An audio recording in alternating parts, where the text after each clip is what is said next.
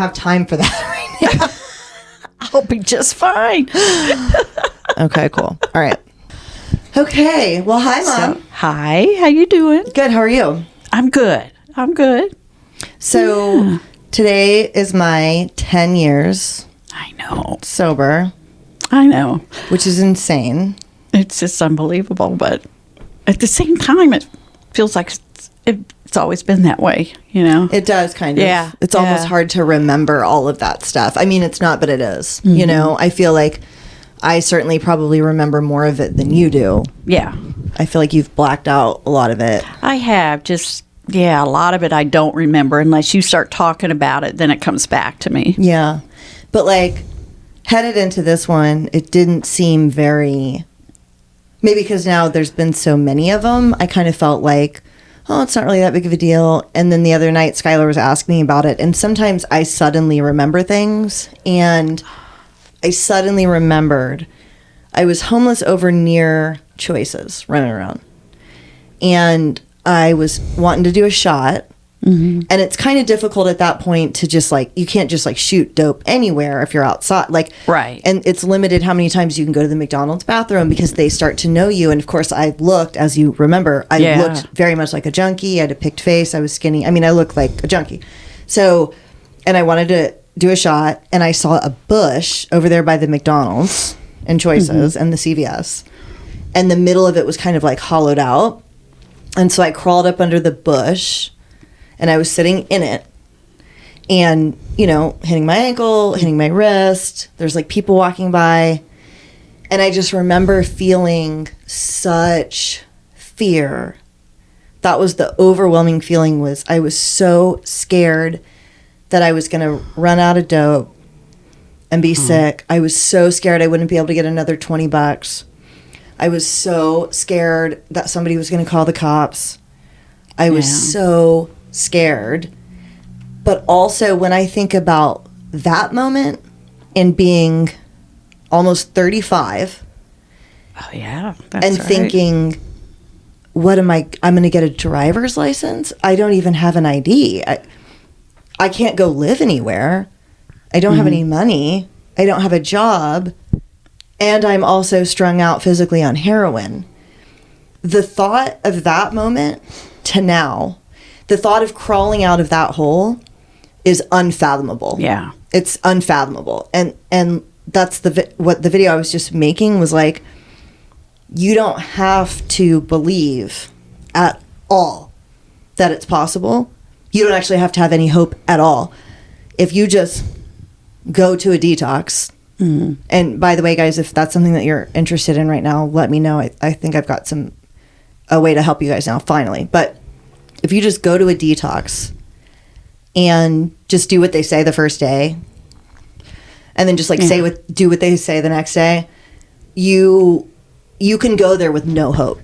Yeah. Because I had no hope. And I feel like for me, what was blocking me was that it seemed so impossible. My perception of what was possible was nothing, zero. There's no way I'm ever going to not be this person. I didn't even have a bank account. And so it's like, you had nothing. Nothing. And I mean, I haven't really forgotten about that, but I had no hope when I went to Larry's. None. I didn't think it was going to work. I was just very sick and beaten down and tired, and he was willing to come get me. Right. So I went. But I did not think while I was there that I was going to finally get clean. I'd been trying for 5 years unsuccessfully. Yeah. There was no part of me that had any hope at all. And so I kind of want to like start by saying that you don't have to have any. The guy from Hootie and the Blowfish said that. He said, you don't have to believe shit. We're not selling you a system of beliefs. It's just some action. That's it. You can think whatever you want. You can think this is stupid. I'm stupid. Janine's stupid. That's fine. Just go and do what they say. You don't have to believe anything. Yeah. And that's so kind of freeing. Yeah, it really is. And, in general, that's true. Right. People think, well, beliefs lead to actions, but also it works the reverse. Actions lead to beliefs. If you just, without, believing, without hoping, you commit to each step, each thing, each day. Yeah. That's true. And that's totally what you did. True. Yeah. Mm-hmm. And then when I think about it like that, that's when it seems really crazy. Like, yeah. So I went to Larry's and I couldn't live anywhere. No one wanted me to live anywhere. And so I was at Larry's, completely homeless. I had that phone you paid for, the flip phone, thank God. That was one shoe. He had to buy me shoes. I had one shoe. Right. And when I start to zoom out, I needed $300 to live on the couch. After weeks of him saying no, he finally agreed. And I had a 9 p.m. curfew, and he was going to drug test me every day. I remember Brooke called, and he was like, all right. Because every day I was calling him, and I was like, dude, Steve will let me back. Are you saying he won't? Steve? And Brooke was like, he's done with your shit, dude. He's saying no. And I was like, get out. There's no way Steve, of all people, is saying no. But he was, which was really scary. And I was like, if Steve isn't going to let me live there, I have no one. And then finally, after maybe a week, Brooke called, and he was like, I have good news, sort of. You can move in on the couch. It's $300. You are going to owe that money. You can't live there for free. And they made something with a coat hanger to test you with. So no fucking around, whatever weird stuff you've been doing down there with bottles. Yeah. Shatima has made a thing to test you. And you have a really early curfew, and you have to have a meeting slip. Like, he doesn't want you here. And I was like, okay, all right, well, tell him I said thank you. I'm going to come in with a clean test. And Brooke was like, okay, which obviously no one believed. And I remember the first time I peed clean at your house, just to double check before I went in, I made that the cover photo on my phone because I hadn't seen a clean drug test in years. And to see all the little things, all the lines, I was like, and it was my real pee. So when I think about that it was $300, which I didn't have, I got food stamps, fortunately. I was able to get my EBT. You must have bought me the discounted bus pass, because the discounted bus pass was $16. I did. So I did have that, I guess. And then, I know you guys have heard the story a million times. I came back and emailed Jana, but that was, once a week, and then 3 times a week, $30 a class, $90 a week, but I owed $300 in rent. I don't know how I put it together. I don't know how. I mean, it's like, obviously I just had to pay him back whenever I could. I think that's what you ended up doing, having to pay him back for the first couple of months. Month or two. Yeah. But I mean, he was making me make payments, you know, like, which was good. Sure, of course. I mean, like when I got my first check, I think I went in and gave him, 60 or whatever. And he was like, come on. And I was like, bro, I'm for real this time. This is all I got, Yeah. And I didn't have a bank account. So check cash places were calling Jana. And she, fortunately being Jana, thought it was a little weird, but then it went right out the other ear. Somebody else might have been like, what? Why are check places in Oceans? But like, when I think about it like that is what is hard to believe.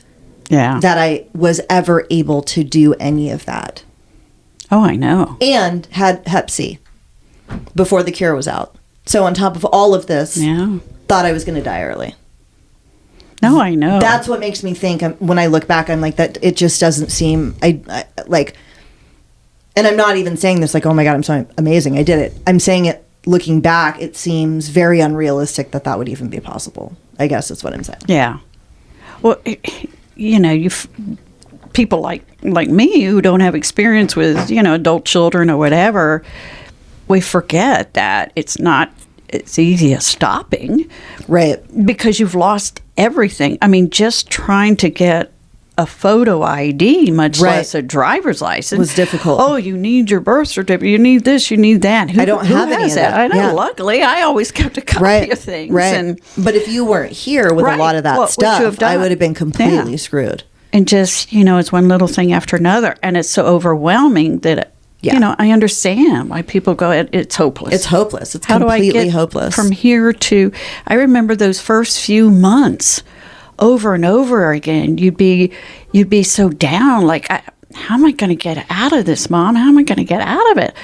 I have to take a bus. I don't have a car. I don't have a checking. And I just say, just keep doing it, keep doing it. It'll happen. And it's hard to believe that it does. Yeah. But it does. If you're moving in that direction. Yes. I don't want to get all foo-foo, but, the universe does kind of help you along. The universe, again, this is going to sound very woo-woo, but the universe, like, kind of woo-woo, rises not up. Foo-foo. No, sorry. It's all right. I actually didn't even catch it. The universe like kind of rises up to meet you where you are. Yeah. And can help you, you know. Yeah. Because miracles did happen. A lot. You know? I mean, I got the limited checking account. I wasn't even supposed to get that. But the lady that was sitting there with me, I think, felt really bad for me. Mm-hmm. So she gave me a limited checking account. And then obviously the biggest miracle was, and we're getting way ahead of ourselves, but the biggest miracle was somebody giving me a car. A car. That changed the trajectory of my life. It changed everything. It changed everything. And the house. And getting to live in the townhome for so cheap. That was important. But the car changed my life, you know. Yeah, definitely. So I want to start with, and for you guys that are listening, my mom was on another episode in season 2 when Kim was hosting with me. And so go back and listen to that one, because in that one we talk a little bit more timeline stuff and like LA and some other things. And some of what we talked about today will be similar, but I want to address some different stuff. But what I want to do that's the same is start with my AKA story. For those of you that haven't heard it. So, it's a good one. This is my mom's life with me. So the story starts in 1998 is where the birth of this idea happens. So I'm taking my AP tests, and I had taken 5 AP classes my senior year, because headed into my senior year, when it was time to make those choices, I had no idea that a bomb was about to go off in our life. I didn't know that. And so I went into my senior year as though I was the same girl that was going to take 5 AP classes. So I took like AP Spanish, AP European History, AP English, AP Economics, and AP Government. So taking all the AP tests, AP Economics, I had not even like a little, I had no idea what was happening. None. And I'd already gotten an early admission to GW, and then they send your tests. And I didn't want my AP Economics results to go to GW, because I knew it was going to be like a 1 or a 0 if you can get a 0. And I didn't want them to go. So as I sit down to take the test, for that one test, I wrote my social security number wrong.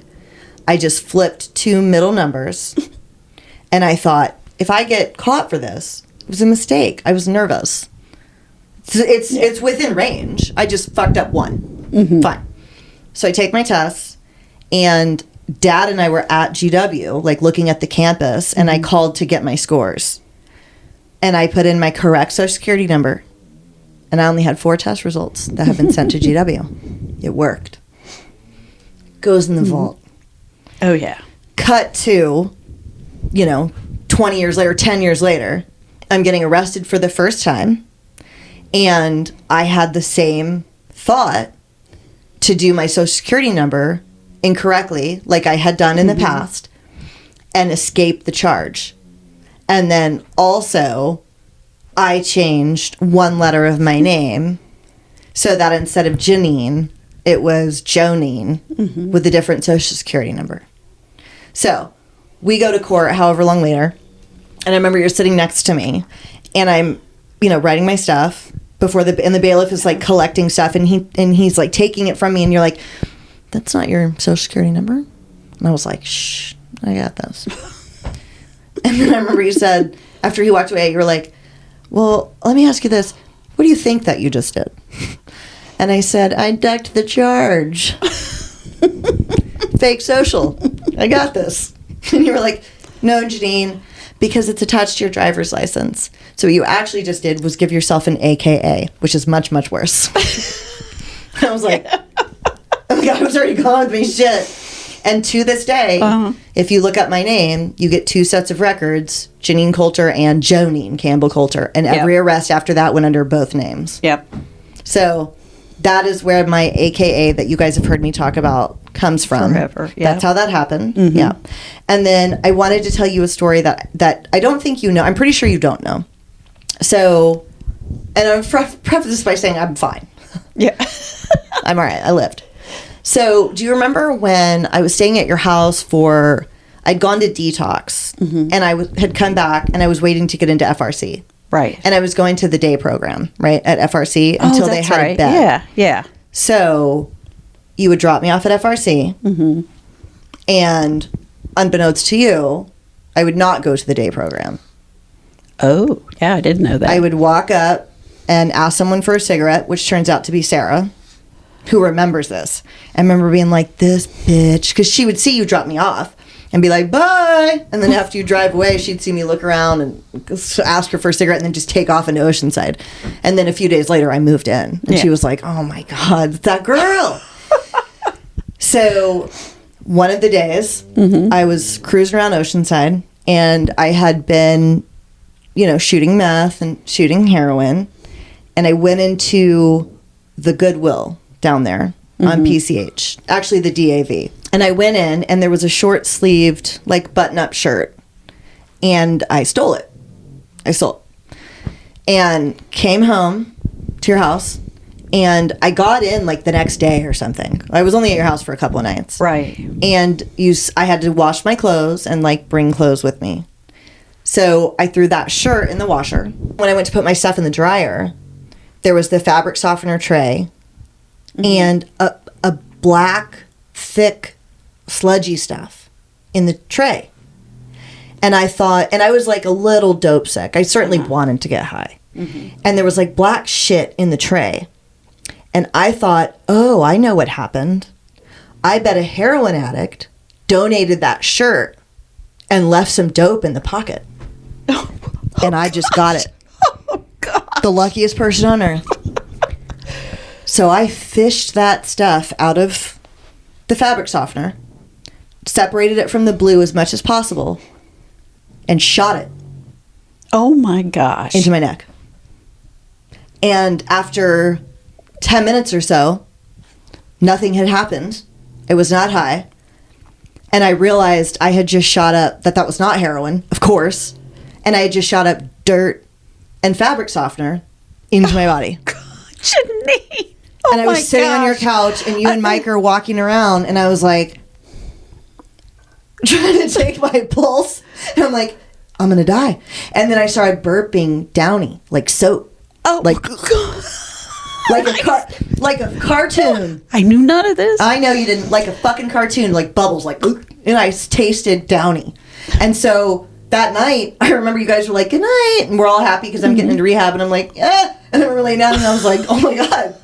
I think I'm going to die. I just shot up fabric softener into my body. And then for 3 days at FRC, I was burping Downy. Oh, my gosh. Janine. I know. I just shot up dirt and soap. Well, and I lived. That's what junkies do. You're right. Yeah, exactly. Exactly. So, wow. Anyway, so that happened. I'm glad you lived. Yeah, me too. Me too. But I remember you and Mike walking around with Daisy, and I was like... And I was like, I wonder if bubbles are coming out of my mouth right now. This is crazy. Oh my God. Good night. I hope I live. That's wild. Yeah. So anyways, but I did live. Needless to say. Okay. So starting with, just wanted to open up with those two stories. And then I do want to go a little bit timeliney because this includes some of the questions that I had people ask, right? Okay. So...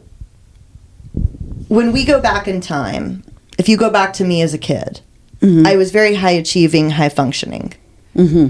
Would you say that there was any indication that I would grow up and become a hopeless heroin addict that was homeless? No. The only thing I ever noticed was you had a little sense of insecurity and kind of needing external approval. Okay, even then? To feel good, even then. Oh. Yeah, even then. Yeah. Okay. And so... I wonder why. I was always like that? You were always like that, even as a child. Okay. When you were hard... Do you remember that time you were 3 years old and you wanted to draw shapes? So I drew a triangle and you were copying it.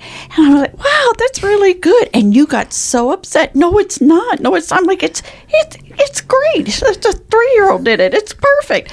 And you could tell that it wasn't as good as yours. Well, as the 28-year-old. Right. Right. And you were so upset with yourself. I couldn't believe. So you were always kind of like a perfectionist. A perfectionist and wanting approval. Right. Yeah. Okay, yeah. And that's a part of addiction. And obviously this doesn't mean if your kid is insecure, they're going to be an addict. No, but that was the only thing. A part of it. Yeah, you were a regular kid, good kid. Yeah. Yeah. Never gave us any trouble. No. The only thing I ever did, and this was not a lot, was I did smoke cigarettes. Right. Because I really wanted to. Yeah. I just thought it looked so cool. And so whenever I could get my hands on them, and we were so innocent when I look back at the kids in Peachtree City, we were really innocent. Like the kids that we thought were bad were not We're not bad. No, yeah. No, they really weren't. But I would smoke a little here and there because I wanted to. I thought it looked cool. And also, I knew that you had smoked when you were younger and you were fine. I'd never seen you smoke. Right. And pretty. And so I just had this thought that, like, I can smoke. I kind of thought it would be cool, like you had done it. And then Sharon Stone in movies and you know what I mean, like that kind of stuff. But that was it. No drinking, barely. Certainly no smoking weed. None of that. Yeah. No, I know. That's what I'm saying. You were really a good kid, really good. And hung out with good friends. Yeah, and they were good kids. Didn't buck anything. You know, just a good kid. Other than cleaning your room. I mean, right. Yes, I was disgusting and still am.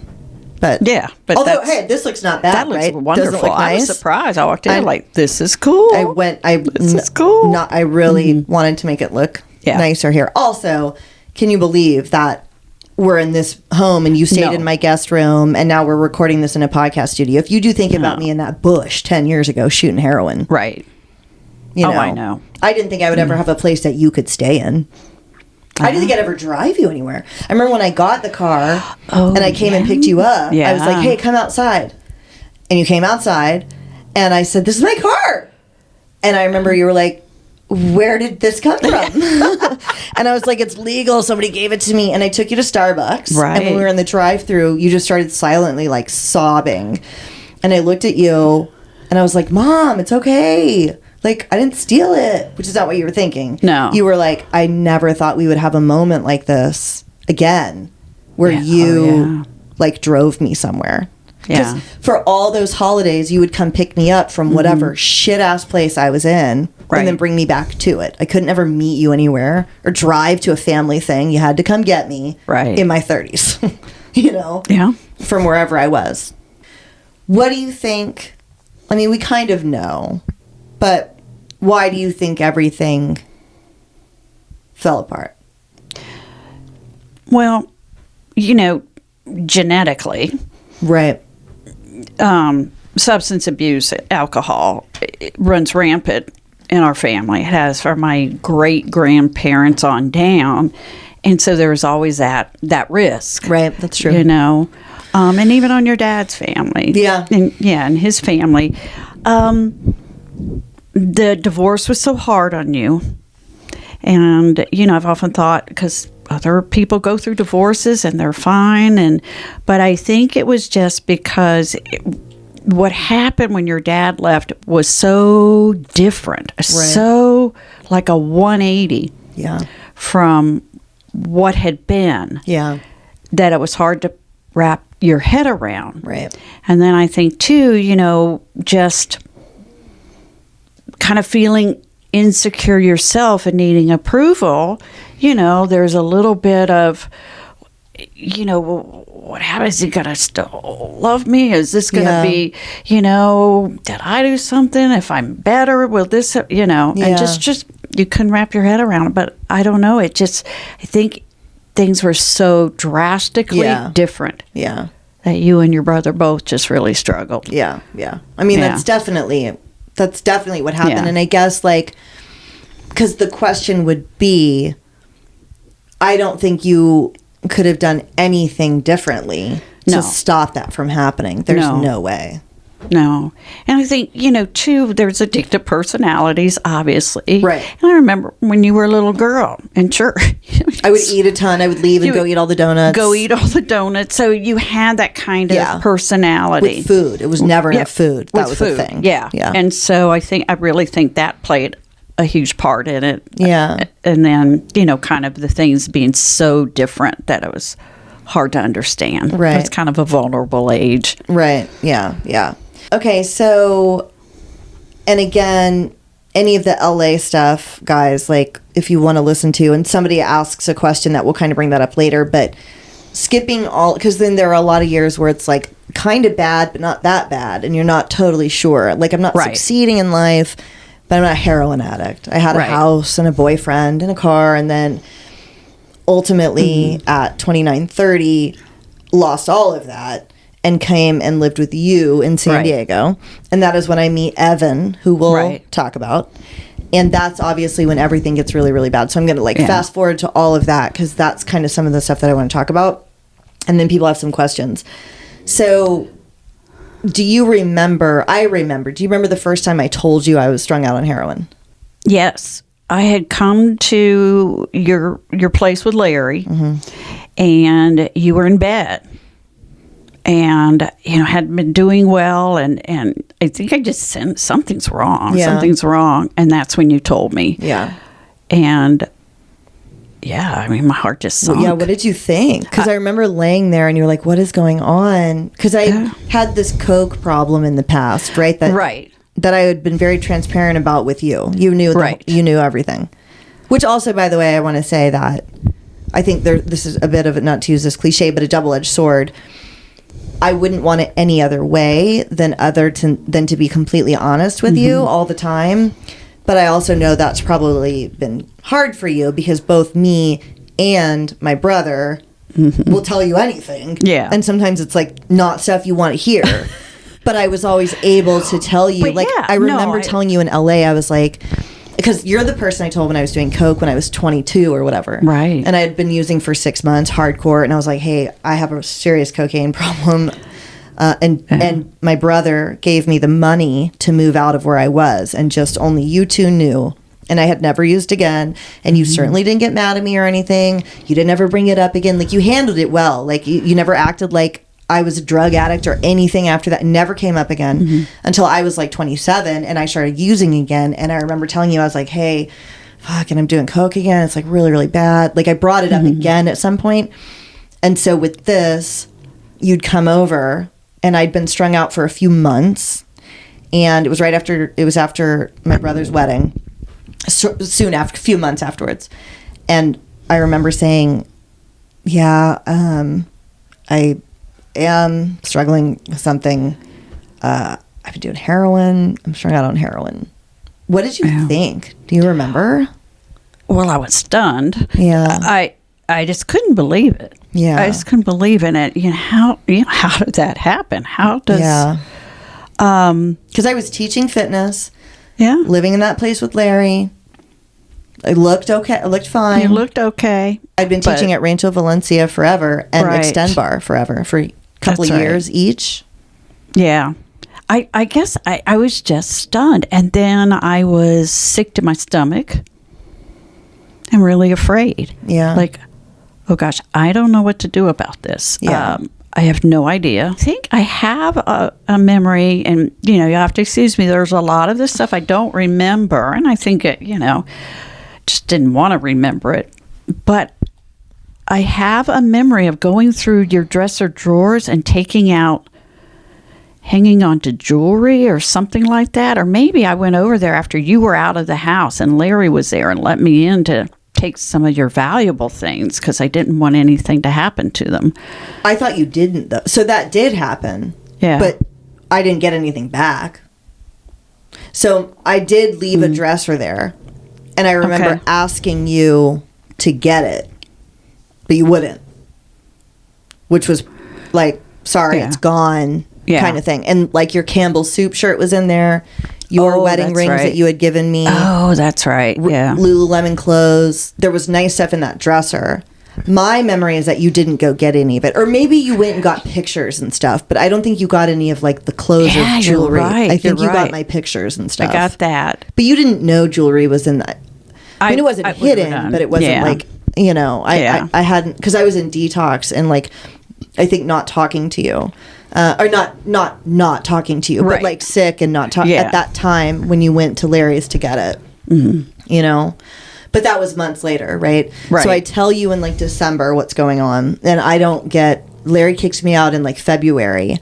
And then that's when I became homeless for the first time, which is when you found me. So this is actually another story that I want to tell. So you and Evan together were homeless. Yeah. Yes. Yeah. So he was staying at my house. He wasn't supposed to be staying at my house because Larry, my roommate, hated him. And Larry, so you guys know, Larry is the Marine that came and picked me up from the doghouse and basically saved my life. You know, one of the people that saved my life. This is him. Before that, obviously. He didn't know I was strung out on heroin. He ended up figuring it out. And Evan was staying at my house. He got up before I did one morning and took my car, of course, and got arrested. And they impounded my car and the Jeep. And it was like the last week I could stay there. So I didn't have the Jeep to live in, and Larry had kicked me out. So that is when we moved into the crack house, that cell phone store crack house. So that's when we were there. But I definitely didn't tell you exactly where I was. We were still talking on the phone, but you didn't know where I was. Yeah, you wouldn't really tell me. My version of the story is this. I'm sitting in, and this is really weird. So it was the first time I'd ever really gotten sick and didn't have anything. We had like a cinder block room. Like it was basically, I mean, you saw it. It was like a rundown building crack house. And we had pushed some cinder blocks together to make little walls. And there was a couch in our area. And I was so sick that morning. And I remember like laying on the couch in that little room. And I was praying actually like for my mom to help me. I was like crying and praying for you, which is like so sad to think about. And then I ended up getting well. And I remember sitting there with Evan smoking. And I looked up, and because it had been a store, the windows were mirror tinted. Andy, who's my meth connect, said, Janine, someone's here. And I looked around my little like cinder blocks, and my mom is standing there at the doorway of this actual like crack house in her dress and like little church shoes.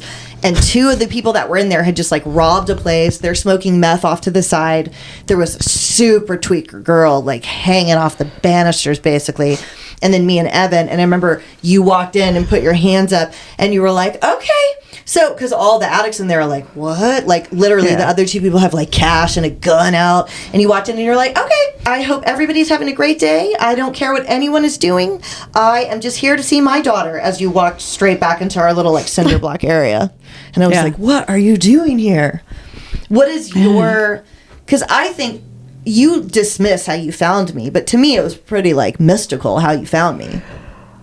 How did you had no idea where I was. You know, that happened a couple of times. I think I just needed to know you were okay. And I just was like, I was driving down the 101 and, you know, PCH and thinking, where would they be? And, you know, pulled into, and I remembered something about, was that an Alberto's on the corner? You know, thinking, I think they were around here. So I pulled in. But how did you even know that corner? That's what's weird. I hadn't mentioned the taco shop to you. That's what I think is weird. That you were I had no idea. I just had a sense that was the corner you all would hang out at. Which was right, but you didn't know that. I don't know. Yeah. I had no idea. And so I pulled in, and I'm like, I wonder if she's somewhere in those. I mean, because it was an abandoned building, like an old phone store. So I was thinking it was the apartments around there. Oh, right. And I was like, gosh, should I just go start knocking on doors? And then I saw Andy, who I knew from, you know, meeting him with you and actually sometimes showing up at Larry's. One time, yeah. So I remembered him, and I got out. Of course, he kind of freaked out. And I'm like, I just want to know she's okay. Yeah. Can I please, you know, is she in there? And he kind of hesitated. I said, please let me in. I don't care about what anyone's doing or anything. I just want to know she's okay. Yeah. And he did. He let me in, which I was kind of surprised about. Yeah. He was a really nice guy. Yeah. Mm-hmm. And he knew, I think, I was just a mom. It's not like you're going to call the cops. Right. That's clear. I mean, yeah.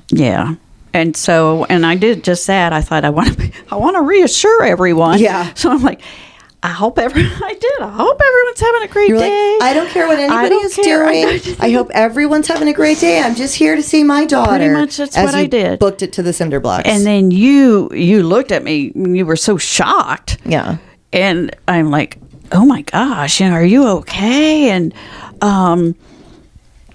And he said, well, you're fine or whatever. And so I had no choice, and I walked out, and then Evan walked out too, and I spoke to him, and he's like, I'm so sorry. I'm so sorry. Never meant for this to happen. And I'm like, Evan, you got to get help. You guys got to get help. Let me know.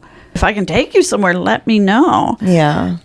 Yeah. And that was, I think that was one of the first times we had a conversation about Suboxone and finding a detox with Suboxone. That's when like those conversations started happening. And I remember a few days after that, my dad called and was like, because at some point you told him.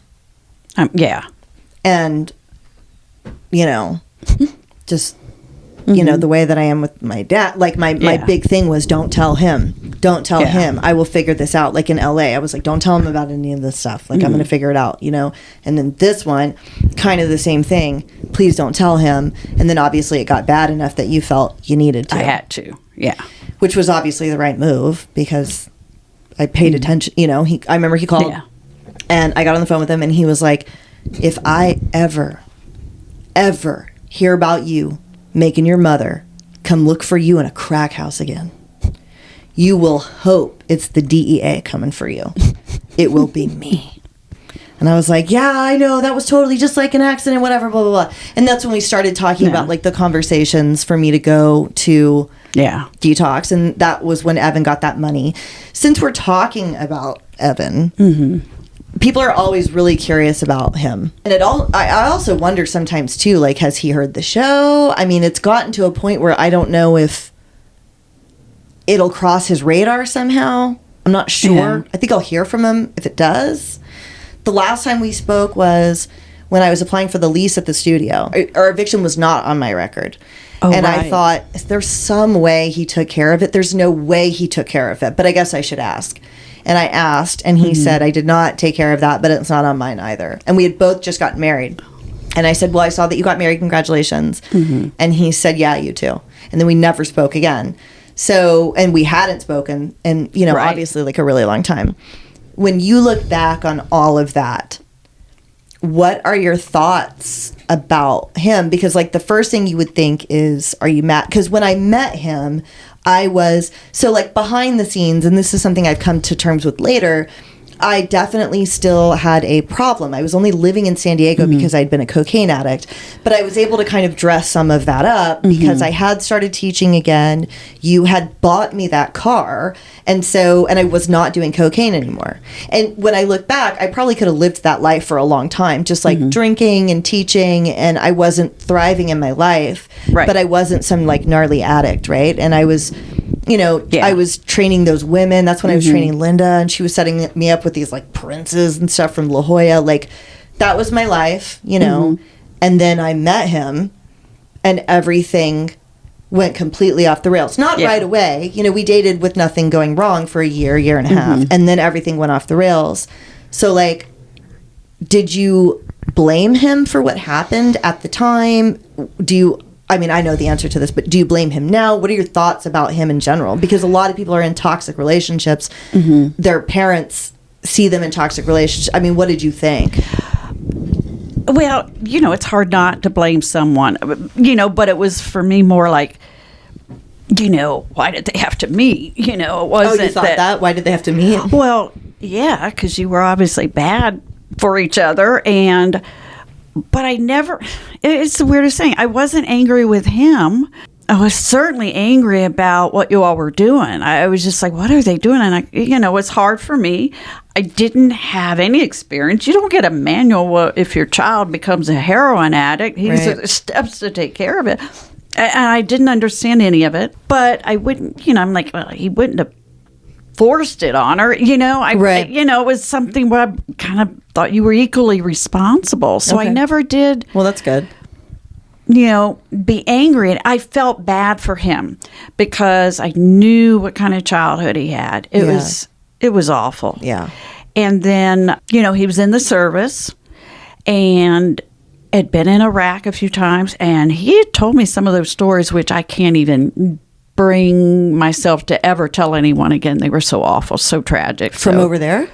Oh, yeah. Oh. About what he saw. Okay. And so I knew all that. And then I also knew, too, when he got out, where he had a back injury, they prescribed, like everyone did, OxyContin.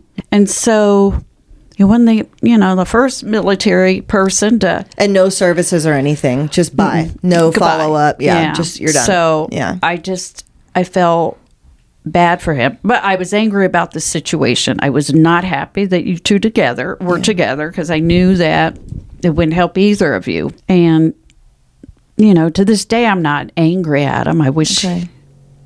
I hope he's well. If not, I hope he gets well. He's certainly not a heroin addict anymore. That's good. No, he's definitely not. I can tell. Yeah. Yeah. I don't know. If I was as angry and pissed off at him, then I should be the same at you. Right. Well, last night when we were talking about all this, so the last time when I went back to Choices the second time, and you got him to the airport, and he didn't even have ID. He'd been in jail. We'd both gotten arrested together. I got out a little bit before him. And then when he did get out, you picked him up and you got him to the airport with no ID. You got him on a flight back to where he's from. And you did say afterwards, you just sat down and you actually called my dad. And I told him, and your response was, he's gone. He's gone. Well, that's the thing. I knew you all had to be apart. I was hoping it would happen when you went into the detox at the first time at that hospital, and he was at the VA. I had helped him to get help, and I thought they've got to be apart because they're not good together. They both have problems. They're not going to help one another. And so that was at some point. I actually worked with a social worker in jail who was trying to get him in a program. And this went on. And then I finally ended up talking to a stepmother who lives in another state. And I said, he's got to get out of here. I needed to separate them for your sake. But nothing was going to happen for him here. And perhaps if he went back there, he'd connect, with someone. And that was all I wanted to do, was get him out of here and get you two apart. And he knew that after we dropped you off, and he had said, when you're out, we'll get back together. I'll give you a ticket. To move there. And we were driving down to the airport, and he just broke down crying. He said, I'll never see this place again, and and kind of intimated he'd never see you again. Oh, really? Yeah. And I was grateful. I felt bad for him, and I was very grateful that he chose to leave, and he did that for you. You think? Oh yeah. He knew that your best chance was going to be without him. I know it. Yeah. And so got to the airport, and actually you can get on a plane even if you don't have a lick of ID. It was interesting. I'm glad I was there with him. We talked to TSA. They took him to a back room, and I guess there's a way they can ask you all these questions, and he answered them all, got him on a plane. And I sat down in tears, called your dad. I said, he's gone. He's gone. He's going back to... At that point, I felt like we really had a chance with you. It's easier to be homeless when you've got someone with you. And he, he's kind of a strong guy, and safety sake. But and I thought without that protection, maybe she'd hit bottom more quickly. Maybe she'd realize this is scary, that kind of thing. So, and I said, to this day, I don't hold any ill will towards him. I just hope that he's okay. Yeah. Well, that's kind of you, And, because obviously that's how I feel. I was there. You can't make someone do something. No. But I know from other family members, it's really hard not to blame the person that comes in from the outside. It is. It was hard for me not to blame him for a long time. I remember thinking, if I had never met him, none of this would have happened. I never would have done heroin. I didn't know anyone that did heroin. And I remember just ranting about that to Rachel when I was at Larry's later detoxing, because just so you guys know too, Larry kind of came in and let me live with him 3 separate times in an attempt to help me. So this was the 3rd time I was staying with him. ranting to Rachel. If I'd never met Evan, none of this would have happened. Mm-hmm. And she cut me off and she was like, you don't know that. Right. And I just stopped. And she was like, you're not God. You don't know that. Which isn't even like, of the things she said to me, she has said way more powerful things. Yeah. But for some reason in that moment, you know, and we're going to talk about Rachel too. Rachel has always been able to click with me, whatever she says. And it did occur to me that like, well, I guess I don't know that. And it doesn't matter anyways.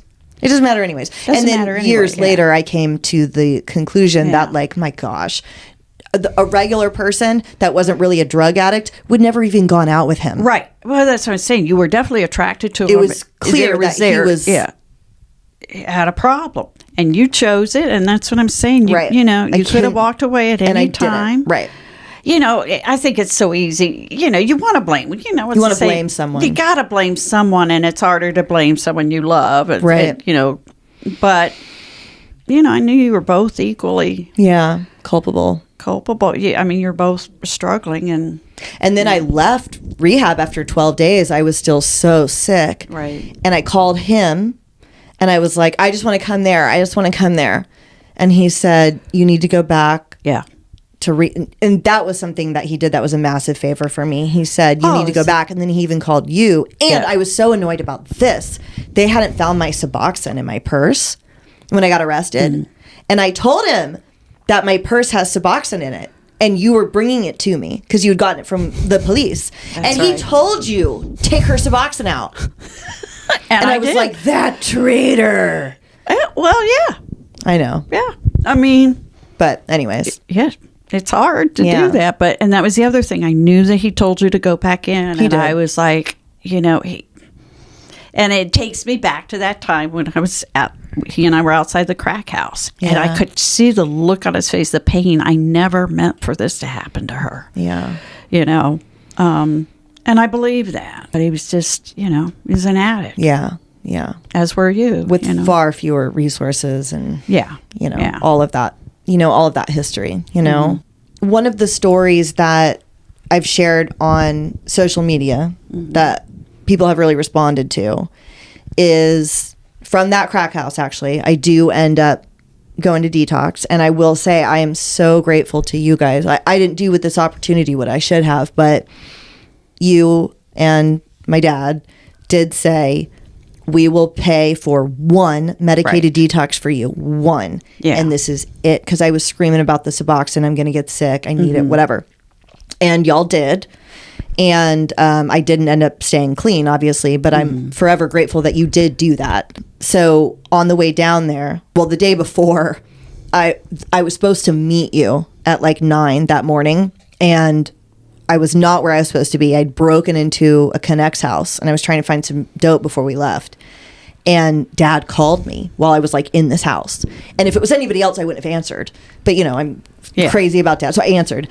And he was like, and he started to say, where are you? And then he was like, you know what? Let me tell you where you're not. You're not where you're supposed to be. I don't care what you're doing. You're going to meet your mother now. You're going to stop doing what you're doing and you're going to meet your mother now. And I did. Mm-hmm. And then on the way to detox, I started freaking out and trying to jump out of the car and saying I wasn't going to go. And you called my dad. And also, they don't speak. So my parents have not spoken in a very long time at this moment, right? It's under just extreme. It's not like, you know, a super amicable situation. You know, they just don't talk. So I remember you calling him. And you were like, Mark. And I was like, don't call him. And you were like, well, she's saying she's not going to go. And then you gave me the phone. And you're like, he wants to talk to you. And I was like, ugh, I can't believe you called him. So I get on the phone. And he was like, what is going on? And I said, I don't want to go. I'm scared. And he said, why are you scared? And I said, because I'm going to get really sick. And he said, I thought we paid for the place that has the medicine where you're not going to get sick. And I said, you did, but it's 24 hours before I can take it. So I'm going to be really sick for 24 hours. And he said, all right, I need you to look at your mother right now. And I did. And I remember you were like, what's he saying? I was like, nothing. And he said, she's supposed to be at work right now. but she is driving all over San Diego to keep you alive. And I just like sat there, and he said, she was in labor with you for 24 hours before you even started to come out. She gave you that 24 hours. I need you to give her 24 hours back. And I didn't say anything. And then he was like, there's a lyric from a Jackson Browne song that I love. This is him talking. In the end, we all have a dance that we have to do alone. And he was like, Nina, you have no idea how much I wish I could do this for you. If I could like take this from you, I would. But I can't. This is your dance. You have to do this alone. And when you come out, you're going to be the real you. This is your moment. You have to do this. So I went. Mm-hmm. What was your, I mean, do you even remember that moment? It was all probably just such a blur of chaos for you. No, I remember. I knew that the only way I had a prayer of getting you there was to call him. Right. And I knew he would say the right thing to get you to go. So, yeah. Have you, and I told you I was going to ask you this, does it bother you that because you were like boots on the ground with me in the chaos, cost you way more money because, you know, you lived here, and there are all the things that people don't think about, like when you go to sober living and you have to buy me like the plastic bookcase or, you know, those little things like really add up. That kind of stuff. Yeah, pay for the sober living. Right. Yeah, pay for the like back then. Maybe not again. Last time, but the first run through. Yes, you paid for all that stuff, and he didn't. So like, but you know, I do talk about him so much as being such a vital part of that. That's what made me go, was that what he said. But you just acknowledged you knew that's what would work. So like, does it bother you though that I am like that with him? Or, well, you know, you were like that with him from the very beginning. I mean, just always loved your dad. Always loved him.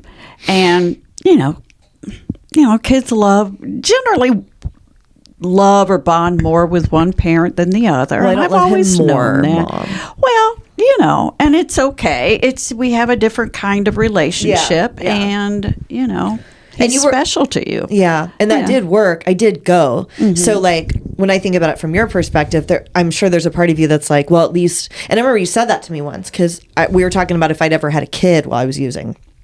And you said, well, I mean, I would have taken your kid. I wouldn't have let it go into the system, even though I wouldn't want to raise another kid, you know? Mm-hmm. And I was like, what would you have done if I was just like missing in action and I had a baby that you were raising and I was gone? And I remember you said, you were like, well, I have an ace up my sleeve, which is your father. And in that situation, I could make him make you come in and take the kid, you know? And so like, there's got to be a part of you that is, you've got to be glad for that element because it's been helpful. Well, yeah, he always talked to you. You know, he always told you things that you would listen to. You would always listen to him.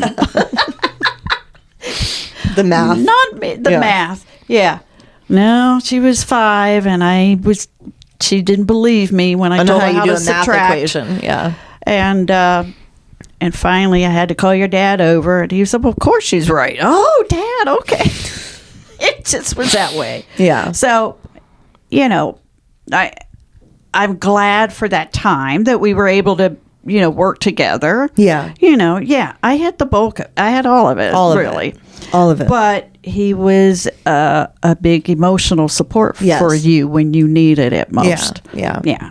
Well, and then also, and I can't remember if we told this story last time, after I went to the detox for 5 days or whatever, I wanted to leave and just go get a job. Mm-hmm. And you were like, no, you need to go to rehab. We've, found this place, whatever. And I was like, no, I need to get a job. And I remember you and the social worker and me were in a room, and you said, well, why don't we call your dad and see what he thinks? And I was like, yeah, do that. Because he is going to agree with me that I should go back to work. Right. Call him. And you were like, okay. And you called him, and it was like a cartoon. You put the phone on the table, and you were like, well, Mark, hey, so we had found a rehab for her to go to. It's a 4-month, long term. And she's saying she doesn't want to do that she'd rather get a job instead and think that that's the best option. And we're just wanting to get your thoughts on that. And I'm like, yeah. And I remember he was like, what?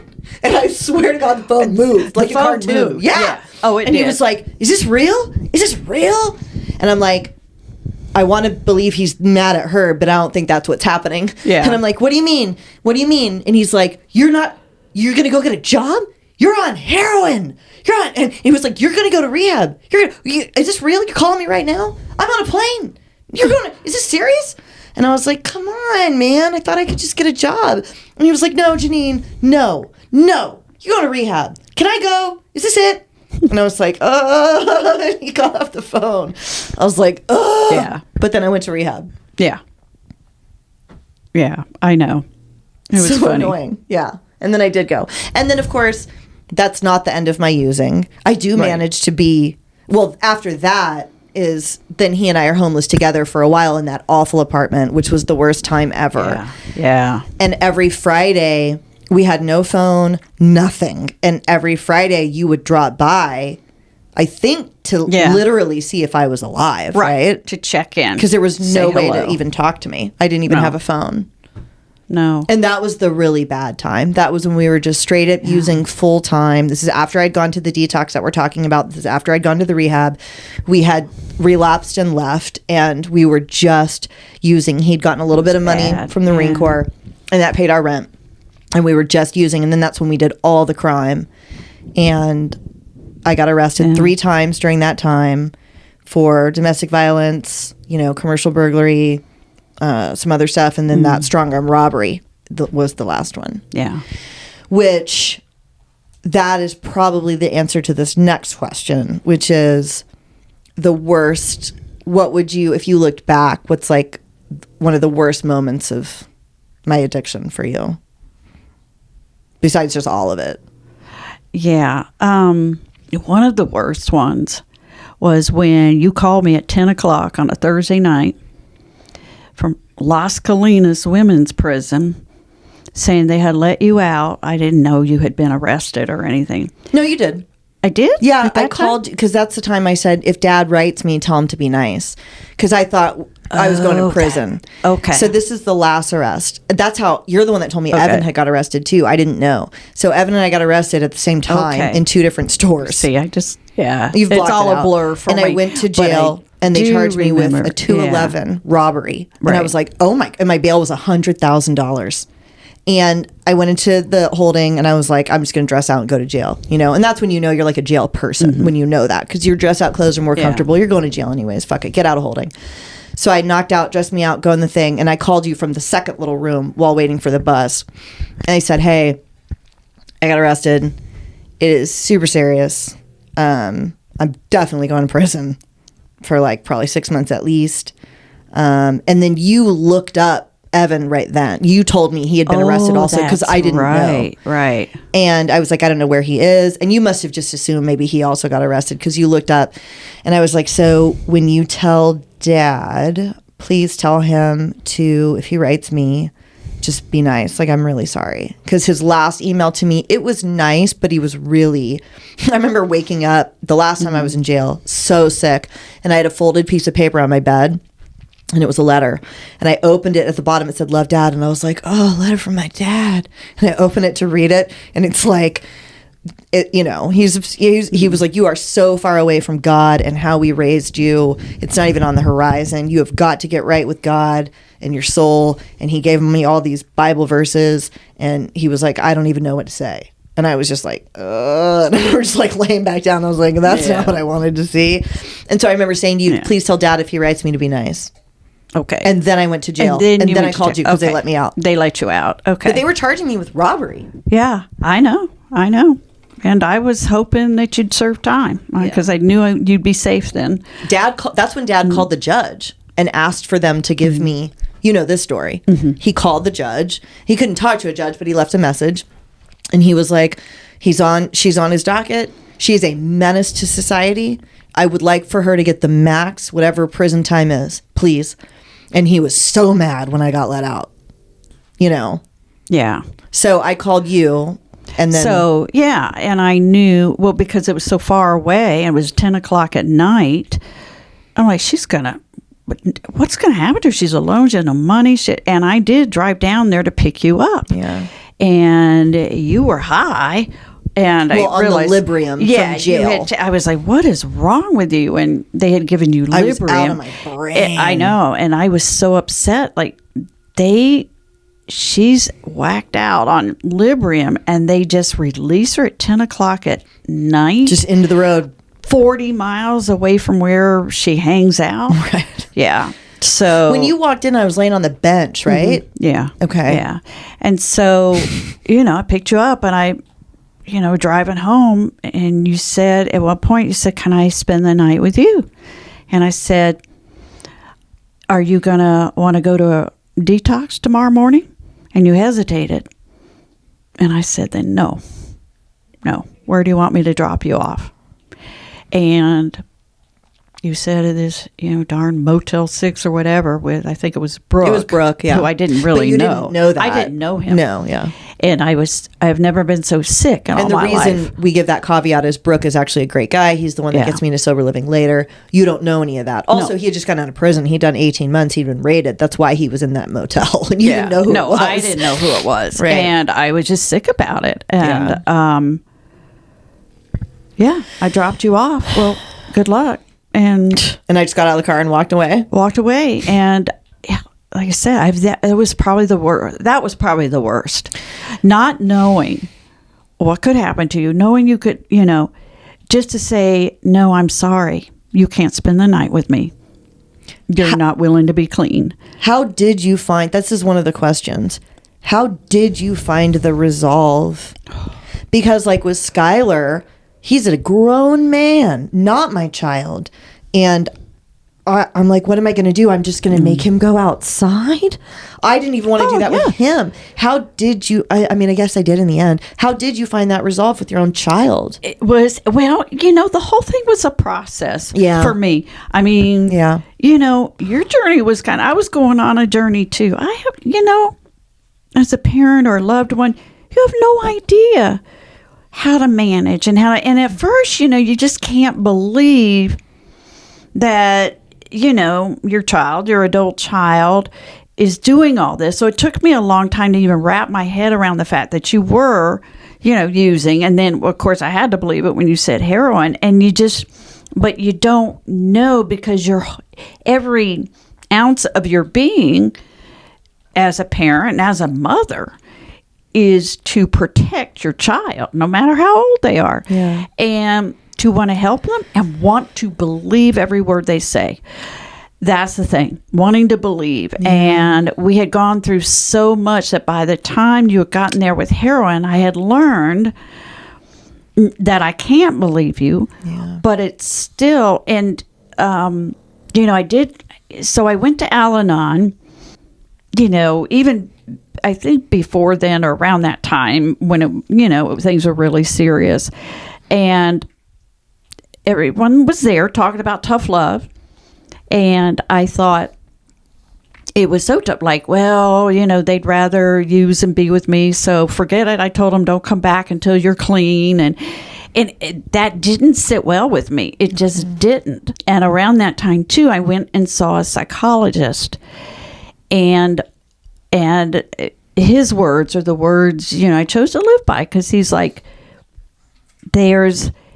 everyone seems to think with an alcoholic or an addict, there's a pass fail. You're going along and you do great. You have a relapse. You failed. You're a loser. You're this, you're that. And that's not it. It's a learning process. It's not one incident. It's easy to say, that's it. I'm done with you. Don't come back until you're clean. Yeah. But he said, what's important and what we try to work with, alcoholics and addicts on, well, look, you made it this far.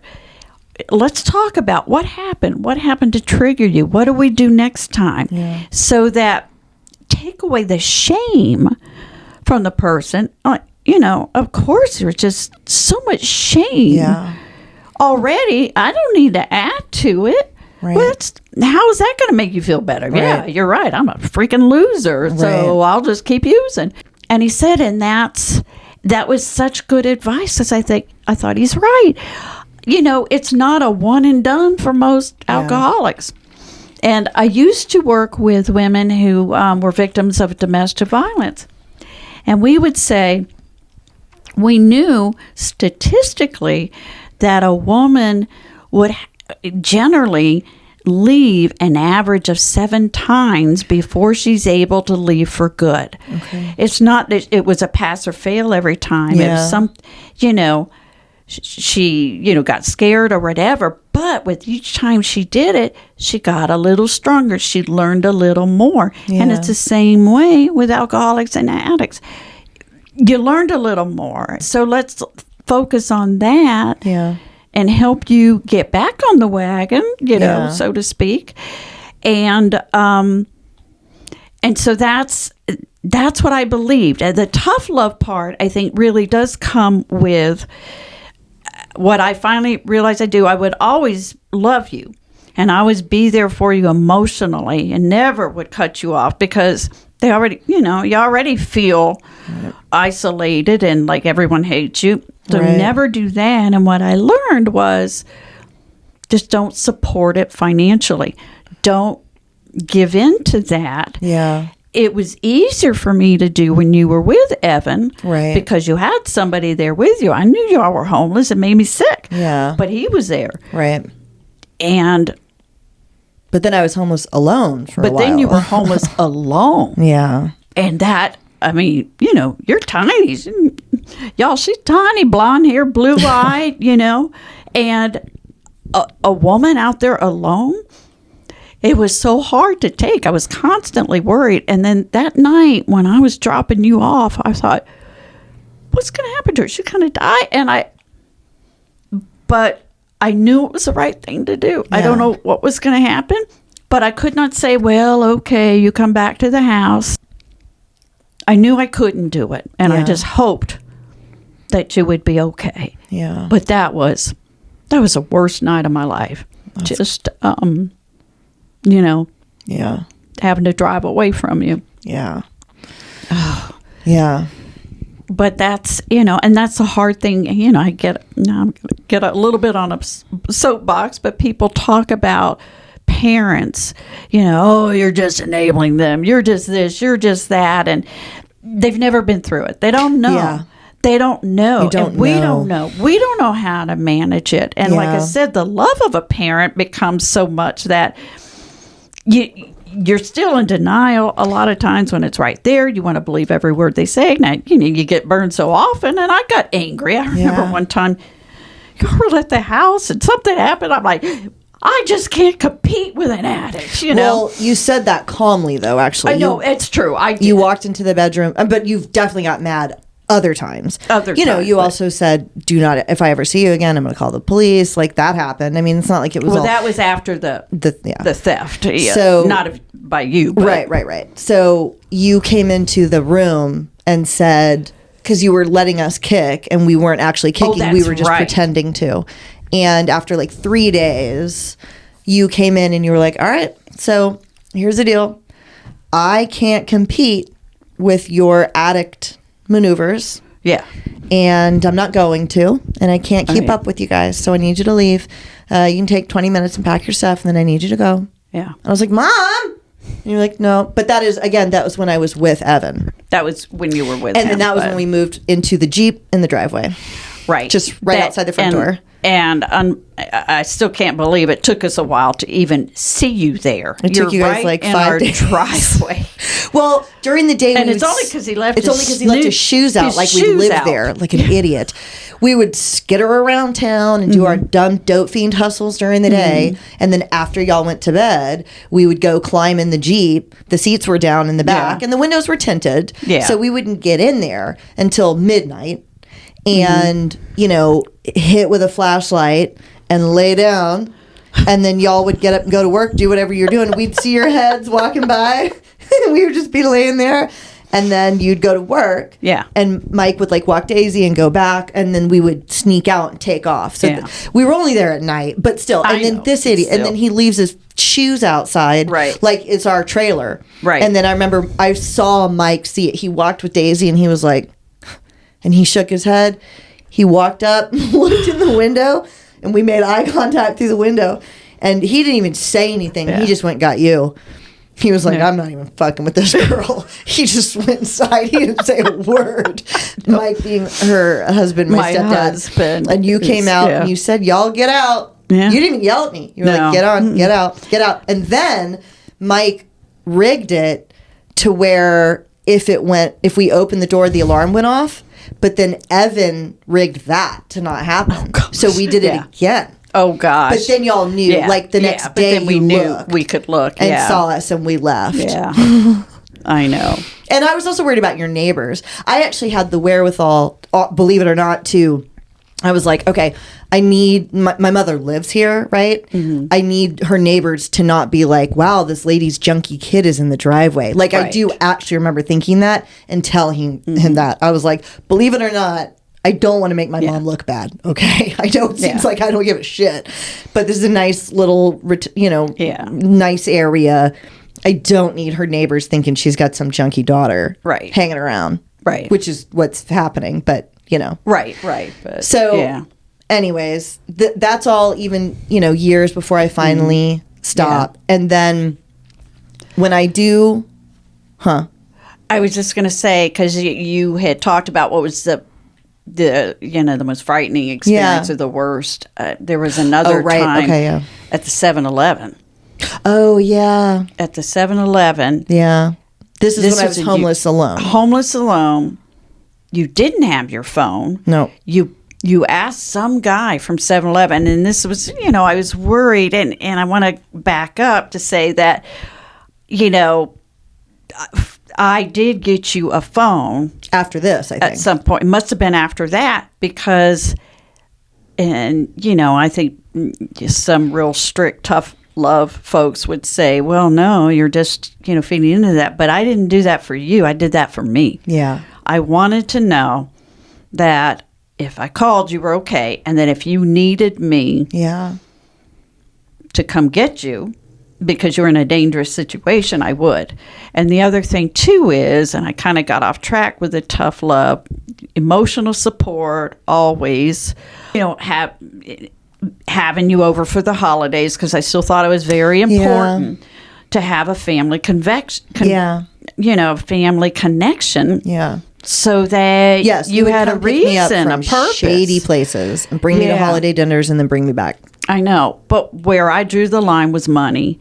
I won't give you money anymore. I'm not going to let you stay at my house unless it's the next day I'm taking you to detox. But if at any point, when you're ready to go somewhere, I will drop everything, come get you, and get you in where you need to go. That was, for me, that was how I was able to handle it. And I think that worked well. Yeah. And then you knew what your boundaries were. Yeah. You knew I wouldn't give you money. Yeah. I wouldn't let you spend the night unless I thought you were, Yeah. And, and I mean, that helped me to live with it. You never stop worrying. You never stop being fearful. You never, every single night, wondering, am I going to get a call tonight? Yeah. And and it's a constant struggle. There were times I would be angry, but, not nearly so much because I understood nobody wants to be an addict or an alcoholic. Nobody. This isn't what she wants. She's stuck. She's enmeshed in this and doesn't know how to get out. And and so that helped me to not ever be angry. Yeah. Very sad and very anxious and feeling very helpless. And I think, too, that's why I got to a point where I could say, all right, this is what I can do and can't. And that helped me a little bit, but it was still having it totally out of my control was hard. Yeah. And I would go through these tug-of-wars with God. Well, I was tugging. He doesn't tug. Yeah. He just sits there calmly. I'm a Christian, and as you know, and I would, trying to find peace, to try to allay my worries and anxieties, and I would pray, thy will be done, because that's what we're supposed to do. We're supposed to trust God. I trust you, God. Thy will be done, And then I would really panic, like, what if his will is for me to die or something? Yeah, and that's exactly what I would go through. So these, machinations you go through to try to make sense of it, to try to come to terms with it, and to be calm. I mean, so the anxiety was never gone, right? Yeah, but the anger was gone, and a plan, if you could call it that, was in place in terms of how I would respond. And I realized that was all I could do. Yeah. And that's all I would do until, and that last time when let me back up. There was that time before that you were at the FRC, mm-hmm. and you were doing so well. I really thought that was the time. Yeah. You were there, 7 months? 7 6? months. Yeah. Mm-hmm. And I was like, she's doing it. And you found a purpose. You love the babies. Yeah. I think I did love those babies, which was weird. Yeah. Because I didn't like kids, but I loved. But you loved them. And I think in my mind, that was so healing for you to find someone to love and care for, that it touched something in you. And I felt hopeful because of all that. And then, when you called me from a sober living different house, place, yeah. You got kicked out, and you called me and said, hey, can you come pick me up? And that's when you told me you had gotten kicked out, but I'm here and I'm okay. And, inside I'm crumbling, of course. Yeah. But, remembering what the psychologist said, and it was true. I'm like, wow, okay. Well, look at this. And I really believe this. It was true the year before. I'm like, you were sober. You were clean. Most of that year. Yeah. That's great. So look at that. So let's look at what can you do now? What can you do now? You just start again. That's okay. It's, it's not the end of the deal. You didn't fail, and oh well. And that's when I think you were there for a little bit before you got kicked out of there too. But I get sober a few weeks later. Right, and that's December of 2014. So you were out on your own again, and, the same thing, but that's when you called me and said you were at the Burger King, and you didn't have... Yeah, but you said Larry was going to come pick you up. You were going to go stay with Larry. And in my mind, I'm like, this is not going to work. She needs to go back to rehab. And you told me, Mom, I know everything. I know what to do. And you said, Denise. Yeah. Said, Janine, you could teach a rehab. You could do, what to do. You just have to do it. Yeah. And so you said you were going to go to Larry's and then come back and get a job. And I'm like, oh, gosh, here we go again. Yeah. How many times did I want to just detox and get a job? That was always my answer. Always. And so I went up there to see you. You had asked for money. I asked for $5. I was like, I just want to get a pack of cigarettes. And you wouldn't give me $5. No. And I just walked out of the alley where I had been staying unbeknownst to you in that little shed. Oh, yeah. I didn't realize because you were there. I told you later, I think. Yeah. I had been. And you brought me vitamin C tablets and a Cliff Bar. And I was like, this is worthless to me. Because I thought, well, she needs vitamin C probably. She needs a lot. But yeah, here's the vitamin C because it's all I had in the house. And here's a Cliff Bar to, tide you over until Larry comes and picks you up. Yeah.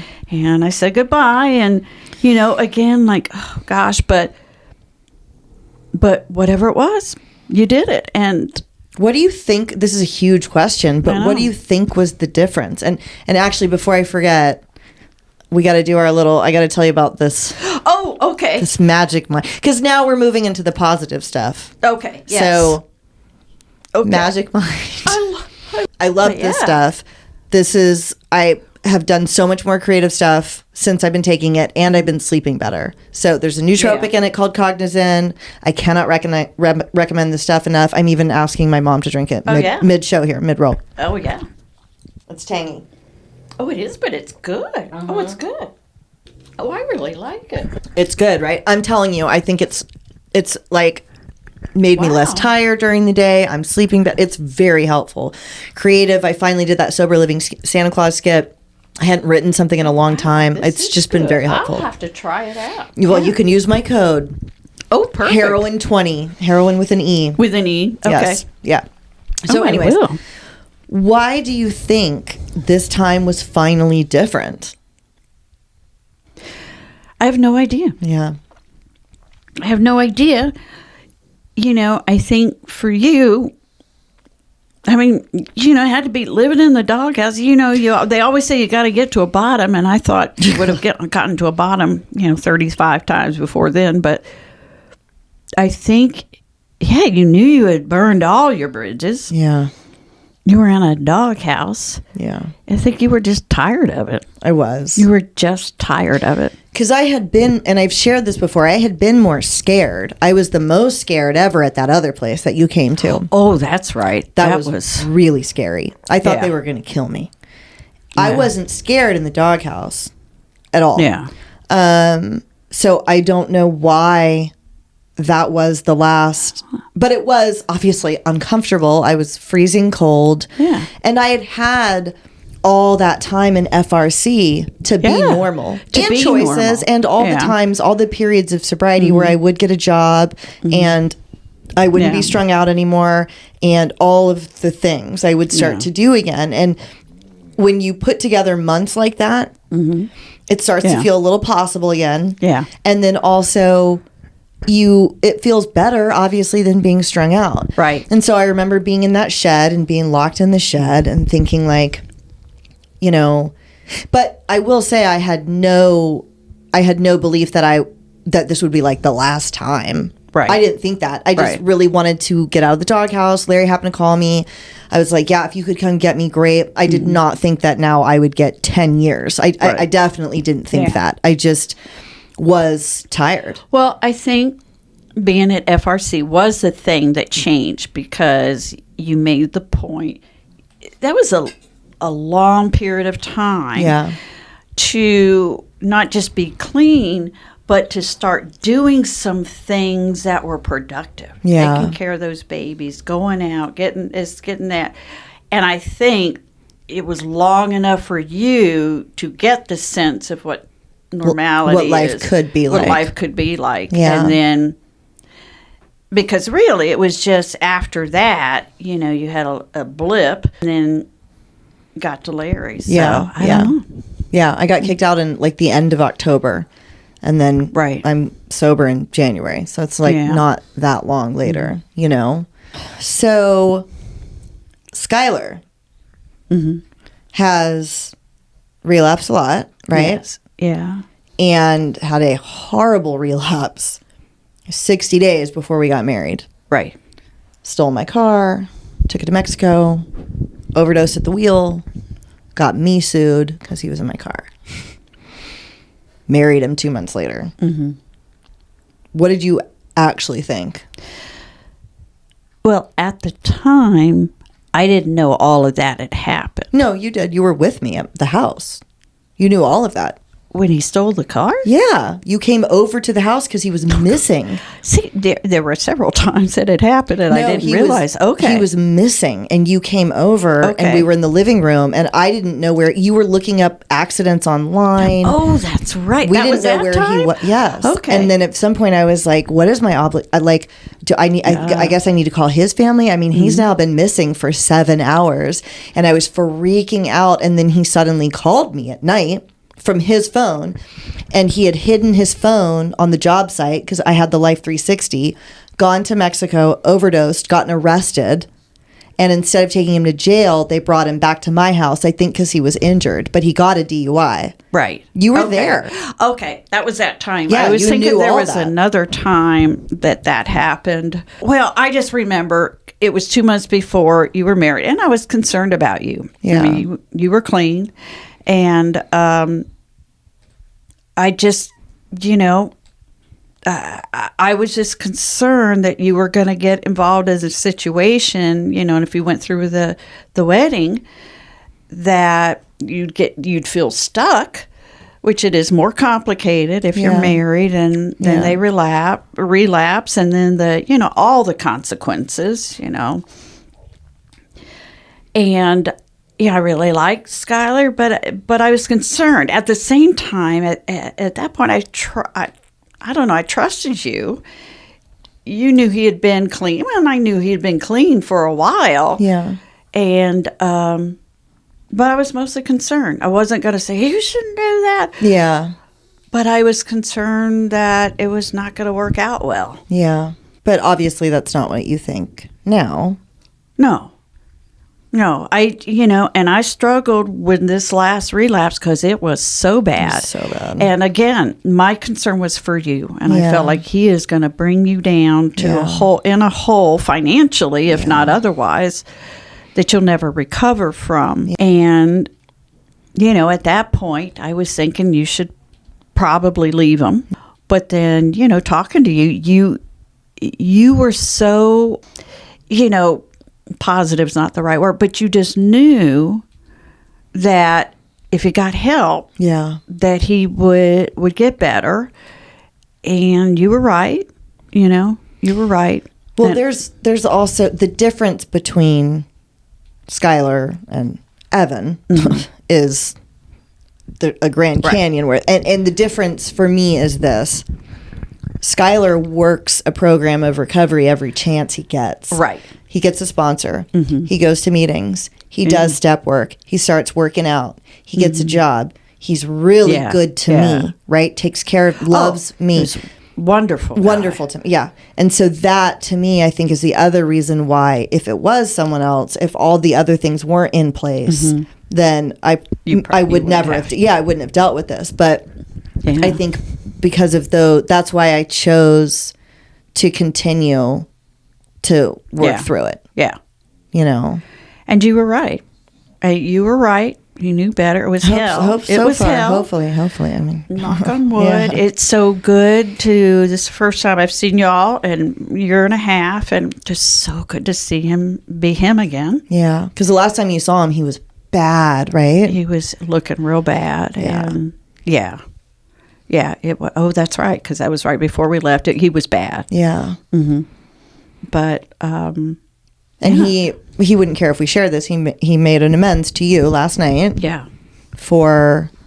He was painting the house and then just lost his mind with your room half painted or whatever. Half painted, and I'm dealing with my poor husband. Had a broken hip. We're trying to sell the house so we could move cross country, and I was had a to-do list that wouldn't quit. And my husband's over there painting and demanding cash payment. And then I had to, which I didn't give to him. Of course not. No, I gave to you. Yeah. Yeah. But I had to end up redoing all of it. Yeah. I was not a happy camper. Yeah. But he apologized. That's hard to do. I can't imagine making an amends to an in-law. That's hard. Yeah. I know. But hopefully he knows. And he said that I give people the benefit of the doubt. I care for people, and I cared for him. Despite all of this, it wasn't him doing all that. Yeah. Was it, stupid drugs, and I could, I appreciated it. And, and just hope for the best for him. And again, I think, like I said, I've learned it's not the end of the story when you relapse. It doesn't have to be the end of the story. There's still a future. There's still, a hope as long as you feel not ashamed, which is hard to do in this country. Which is hard to do, yeah. But you can't be ashamed. It happens. Yeah. Relapses can happen, but if you get right back on it. And I think, like I said, that's the difference for me. Yeah. Him actually doing work. Right. Wanting to be sober, wanting to do all that stuff. He really did. He always does, Yeah, he lost a lot. Yes, he did. He lost a lot. So we've got some questions from Instagram, some of which we already kind of went over. This is what I really want to ask you. So, and she knows I was going to ask her this.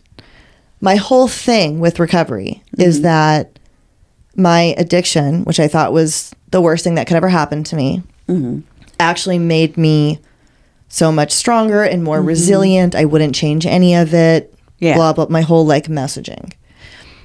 I know that framework. You know, I know what addiction can give someone in the end, and recovery and all that. But I thought before, does this principle apply to everything? Like, I don't want to overstate and say that it does for a different situation. And so what I wanted to ask you about was your divorce from my dad. Yeah. Was obviously really, really, really painful.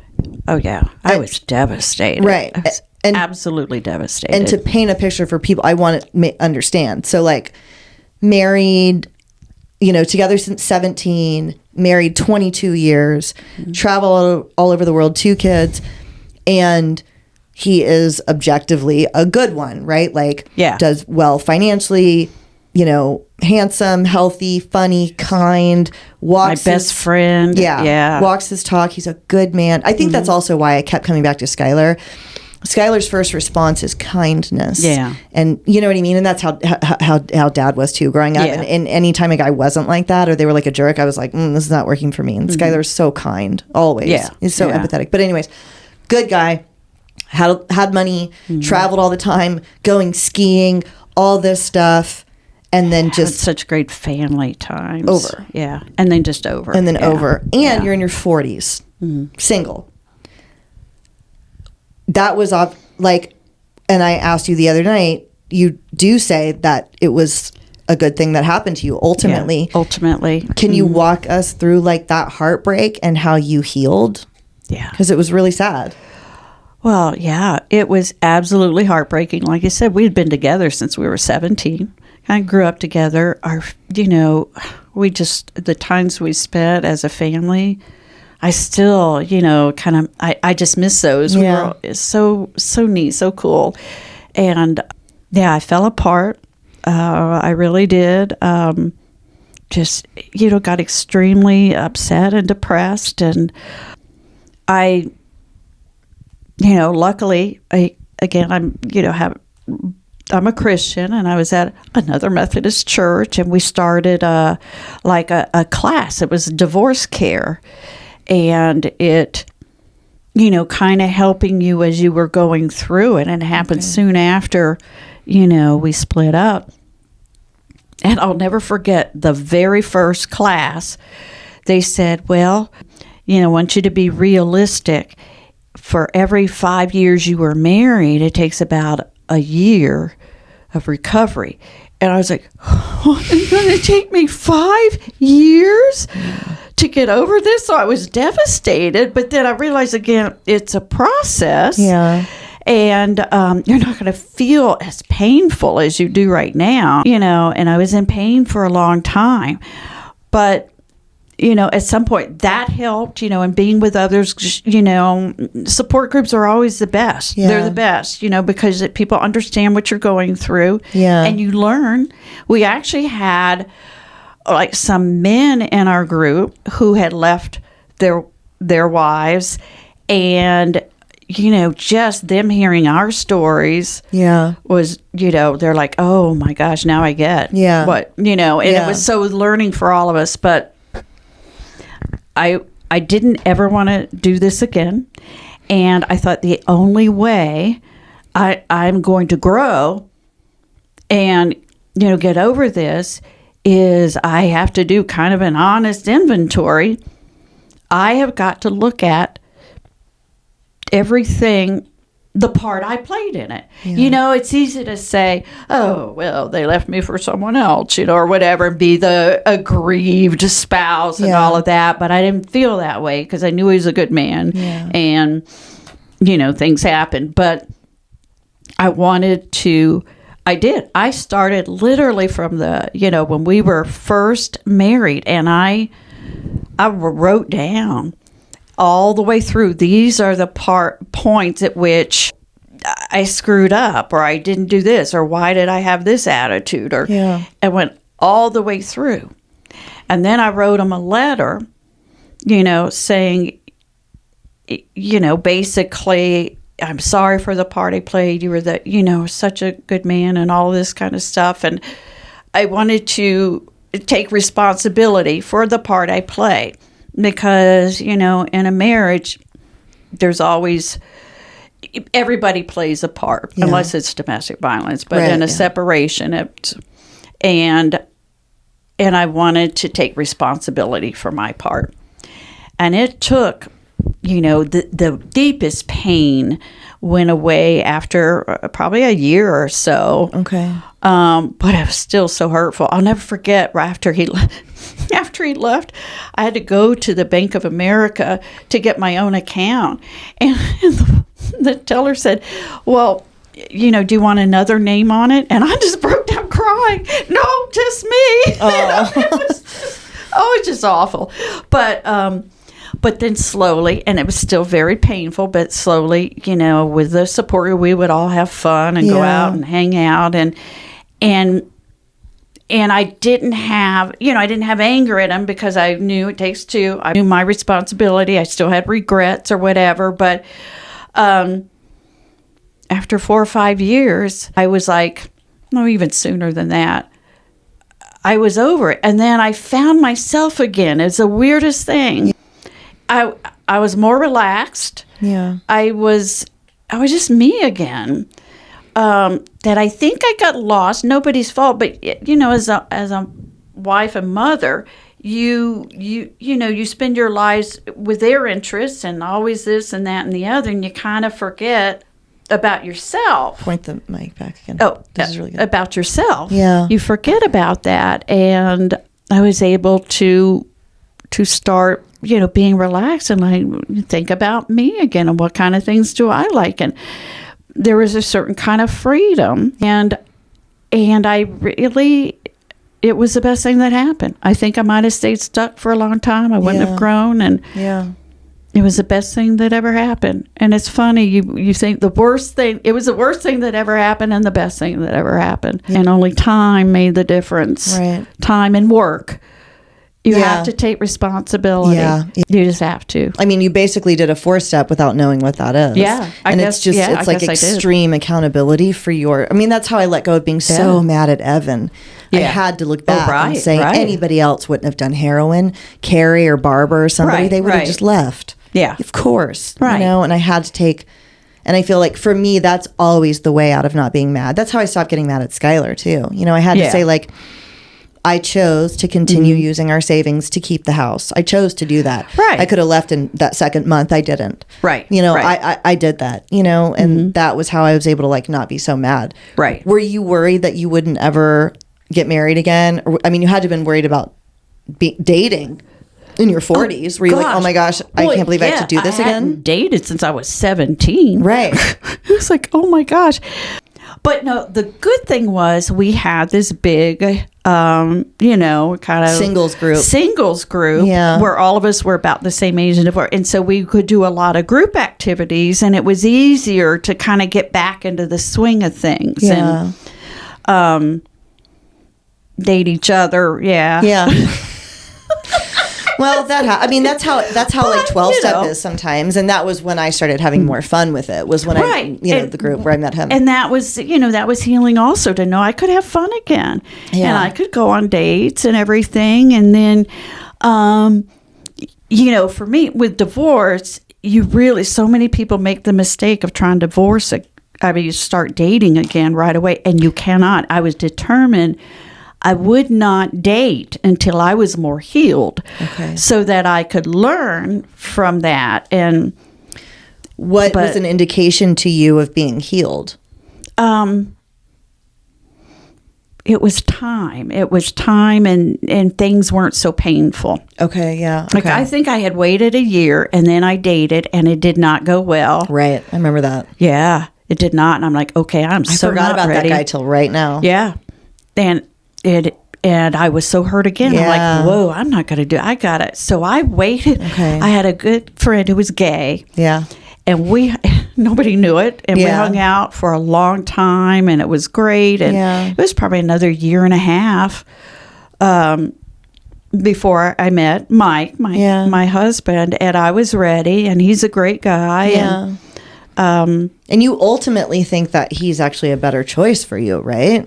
Yes. Which I, again, being Dad's biggest fan, never would have thought. I'm like, I agree with her. She's never going to find anybody better. Like, agreed. I'm not making it any better. Yeah. I'm like, that does suck. I don't know what you're going to do. I know. So you got your own daughter making it bad. Yeah. But you now feel that way. We were a better fit for each other. Your dad and I were opposite in so many ways. Yeah.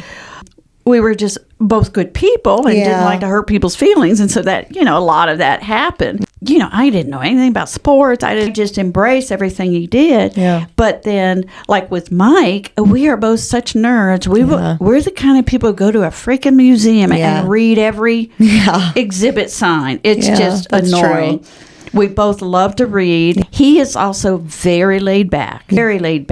And I know you've mentioned this. He doesn't judge he takes everyone as they are, never judges anyone. He's just totally different, but it works for us. Well, Dad's not judgmental, but he's not laid back. Right, yeah. Right. Yeah, he's a go-getter and, chill and laid back, and we just fit better. That's interesting, the sports thing, because you were totally thrust into that world. Oh, yeah. Were you not that into it, but you kind of had to be? Never. Okay. And he played baseball. I embraced it. Okay. Yeah. I embraced it. His interest became mine, and there's certain things, you don't think about. But, all of that, and, the music, I embraced all that, and...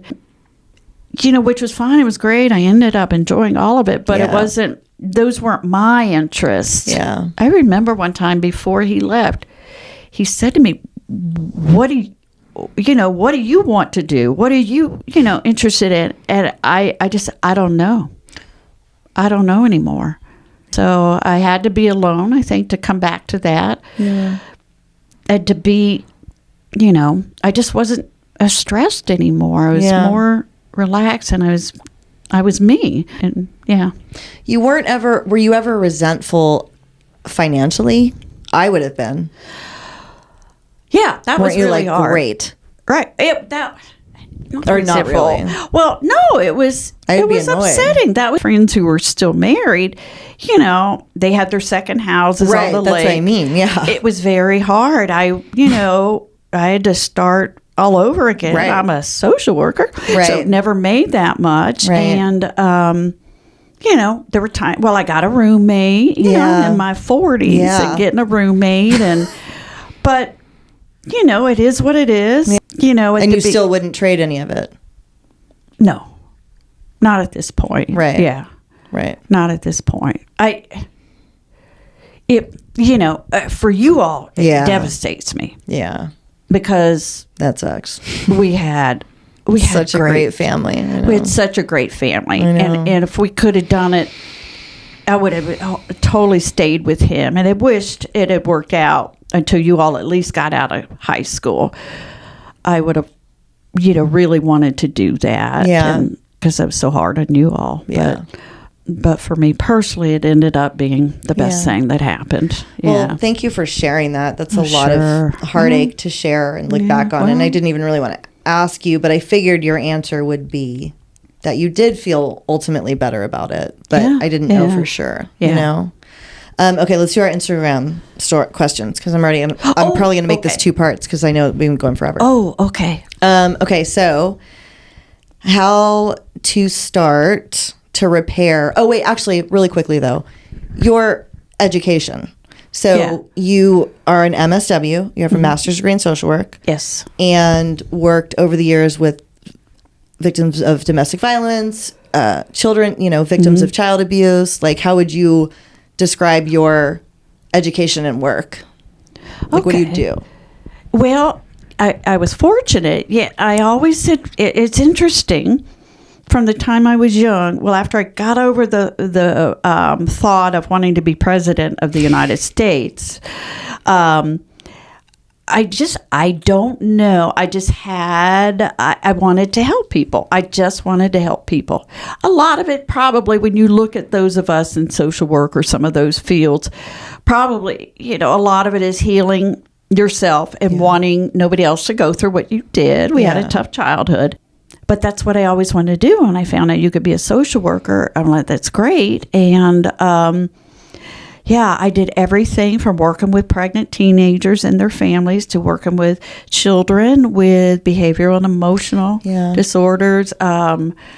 child abuse, and then later on I was a victim advocate working with victims of crime, and then from there I became an executive director for a domestic violence organization.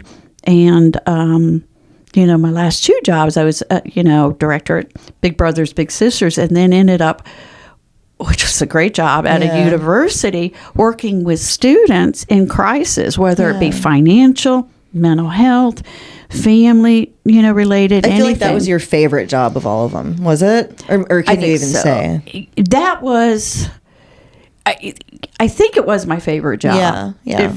It was. I've enjoyed the hardest job was child abuse. Yeah. I just could never do that more than a couple years. Yeah. And in the Philippines, it was really hard, right? Yeah. Oh, it's brutal because they didn't have the same kind of laws and protections that we have here. Oy. But, even, doing the domestic violence work and the victim advocacy work, I felt really driven, Yeah. I just felt good about the work I was doing to help people get back to themselves. And even with this last job with college students, same way, our role was really to try to help them overcome or resolve issues or, that were really threatening to make them leave school because they were, such pain or financially, and to know that we were helping them resolve things that could continue their dream of education.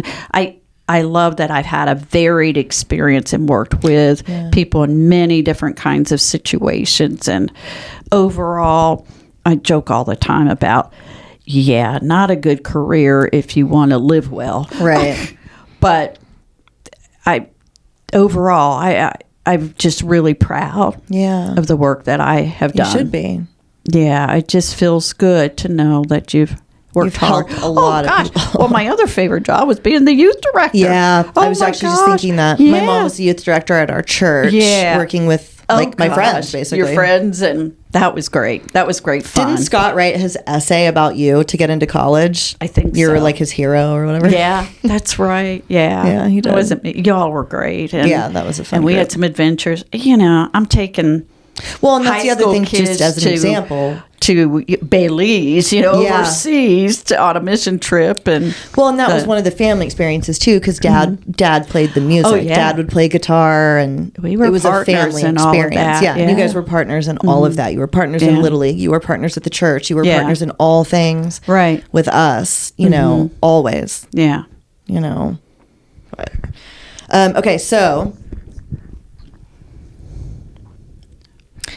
how to start to repair a relationship with your sister after a lot of damage from addiction? How would you start?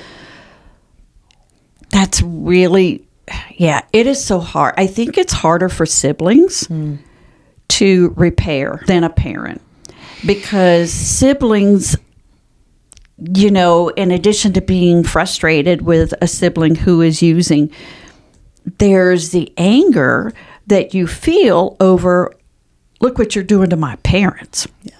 And that's hard because, and it's hard to get over. I would say that if the separation or the relationship has been bad, and some of it has been due to your anger and your feelings, if you could try to work on understanding that it's not it's not a choice. Yeah. They're not they don't want to be hurting your parents. No. They don't want to be an addict, and they are more ashamed of themselves.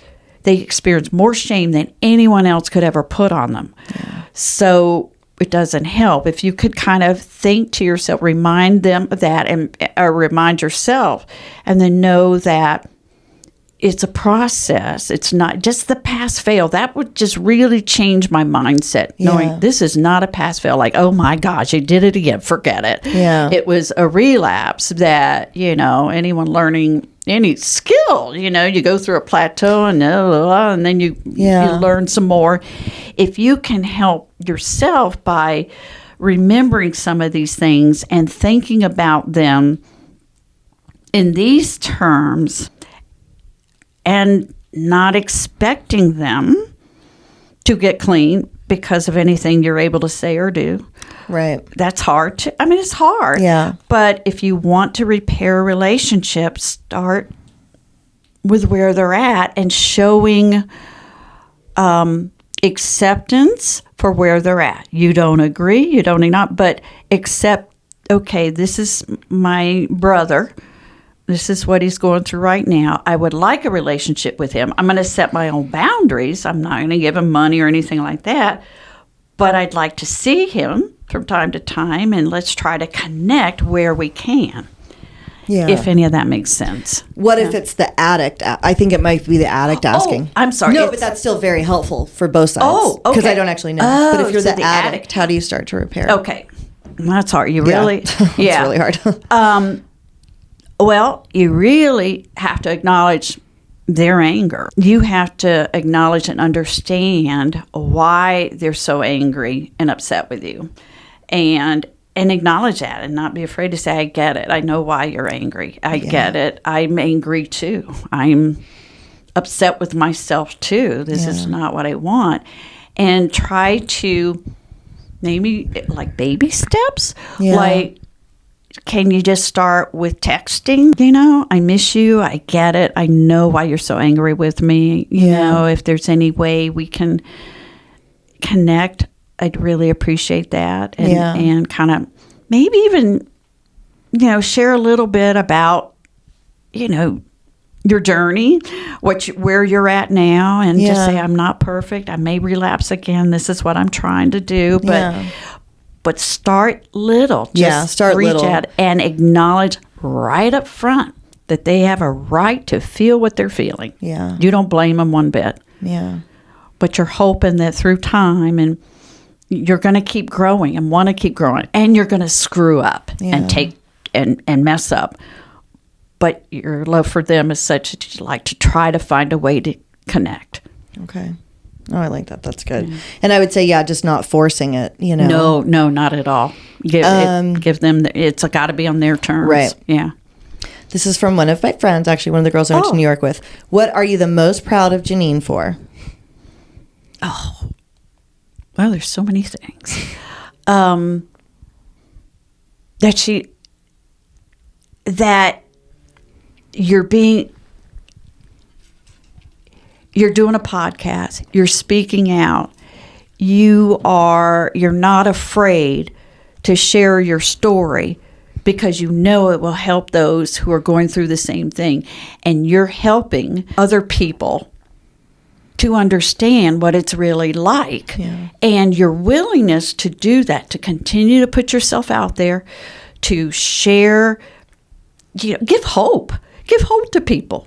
You were, none of us thought you were going to live. Yeah. Honestly. Yeah.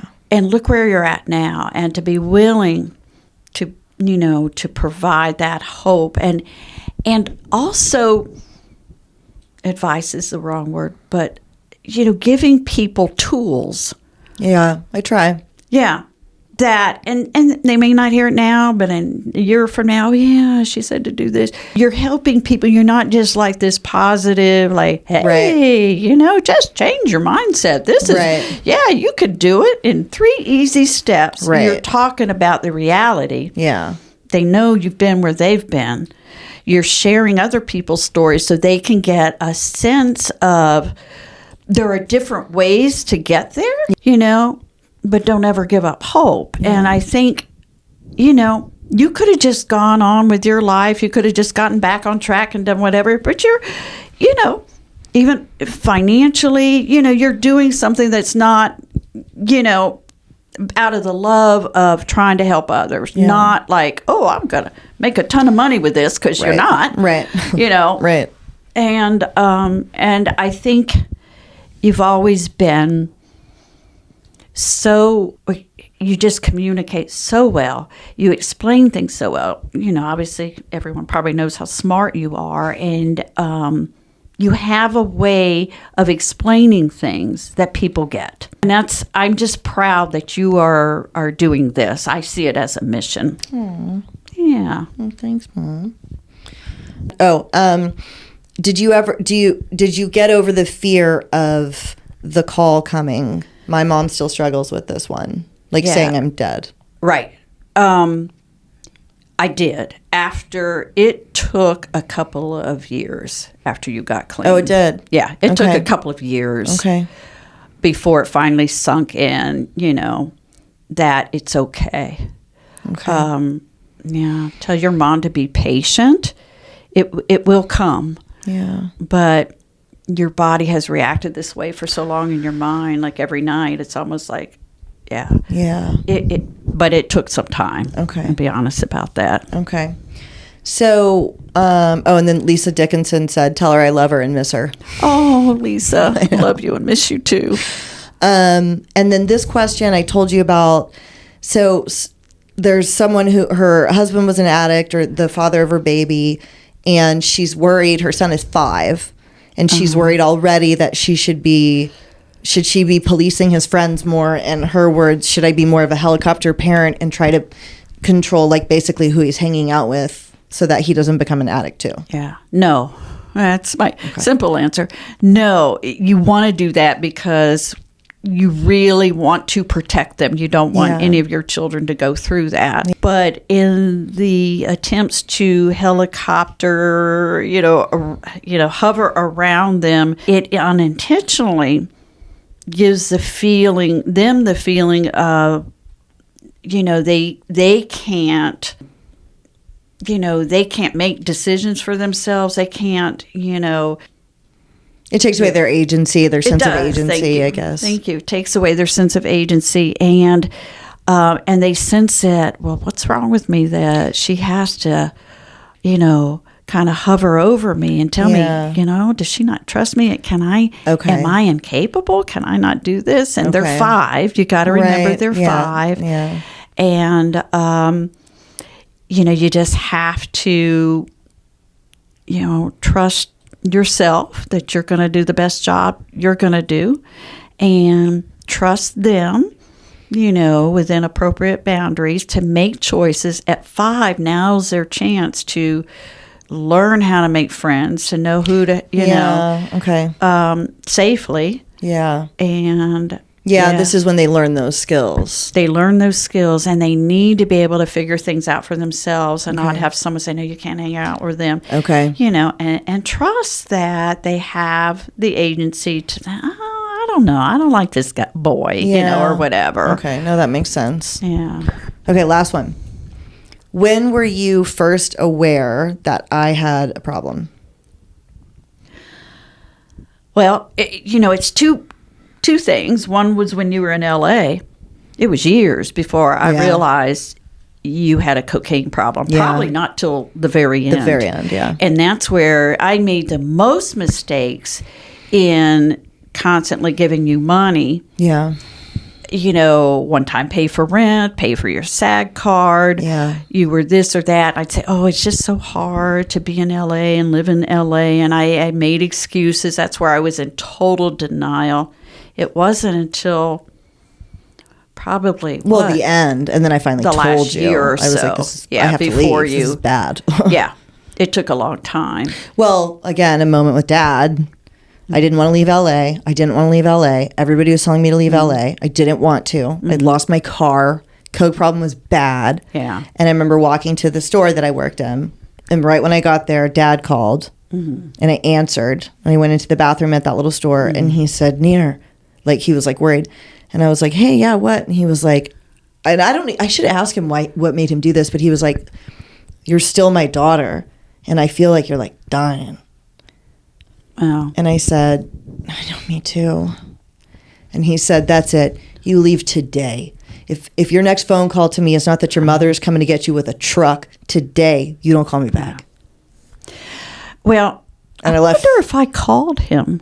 Because I knew, because you were suicidal in that little tiny room. And that's when I went up there and saw what was going on. Oh, my gosh. And that's when I started talking to you about I need to. I bet I Maybe called that's him. why he I called. probably called him because it was bad. Yeah. And I knew it. And I knew I left that day. Yeah. I came and got you. And yeah. So it was way too late. And I think, it's dumb to say, I don't know you would have known, though. I was pretty good at, because I wasn't that bad yet. I looked really healthy. I was still working. I saw you. I don't know how you could have known, No, I couldn't have. You were, doing great work-wise, it appeared. Yeah. And then when you were living, with in the back, that little back room, that back room, I went, oh my gosh, she's got a problem. And that's when I called my brother to come talk to you until I could get there, and that was, but at that point I thought you were suicidal. I didn't know how bad the cocaine use was. Yeah. And I think going through that and realizing. That's when we went to the hospital and they put the sticker on me that said mental. Oh, that's right. A sticker that said psychiatric. No, it said mental. It said giant mental? letters. I'm like, way to go. And I remember being like, way to go, LA County General, LA County Hospital. Or whatever. Yeah. That's right. I was trying to get you help. Oh my gosh, yeah. You see how much I've blocked, but well, lots happened. Yeah. But that helped me then, I think, to not be as naive, right, in San Diego when you were there. Yeah. And we let you live there for a while, and then it was clear that was not working. It was not going to work, and that's when we said, well, we're got to move to a smaller place. Sorry, you'll have to, and gave you a timeline to move out because we knew it wasn't working for us, and things were still going on with you. And I thought, I'm not going to keep supporting her like this. Right, And we gave you a timeline, and you stuck by it. I said, you got to move by February 1st. Well, that's when I met Larry. Yeah. And that's right. You had to find a roommate. You had to get a job, that was paid more. So, and I knew at that point we weren't going to just let you continue to live with us and do what you wanted. So that's when I first started figuring out, we're not helping you by letting you hang out here. Right. Yeah. Well, Mom, thank you so much. Well, thank you. I feel like I'm sorry. We went forever. I hope that's okay.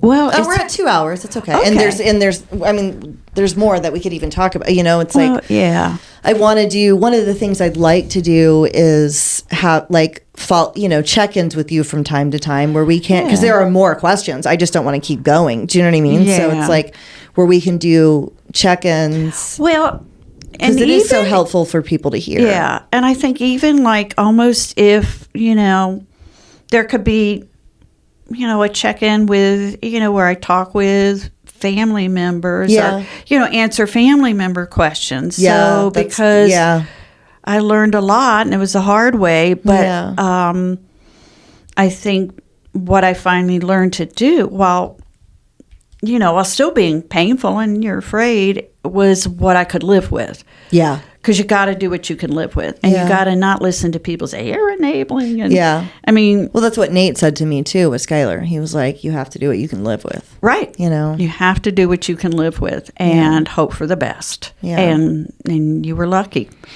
I was lucky. Well, I was also lucky that I had you.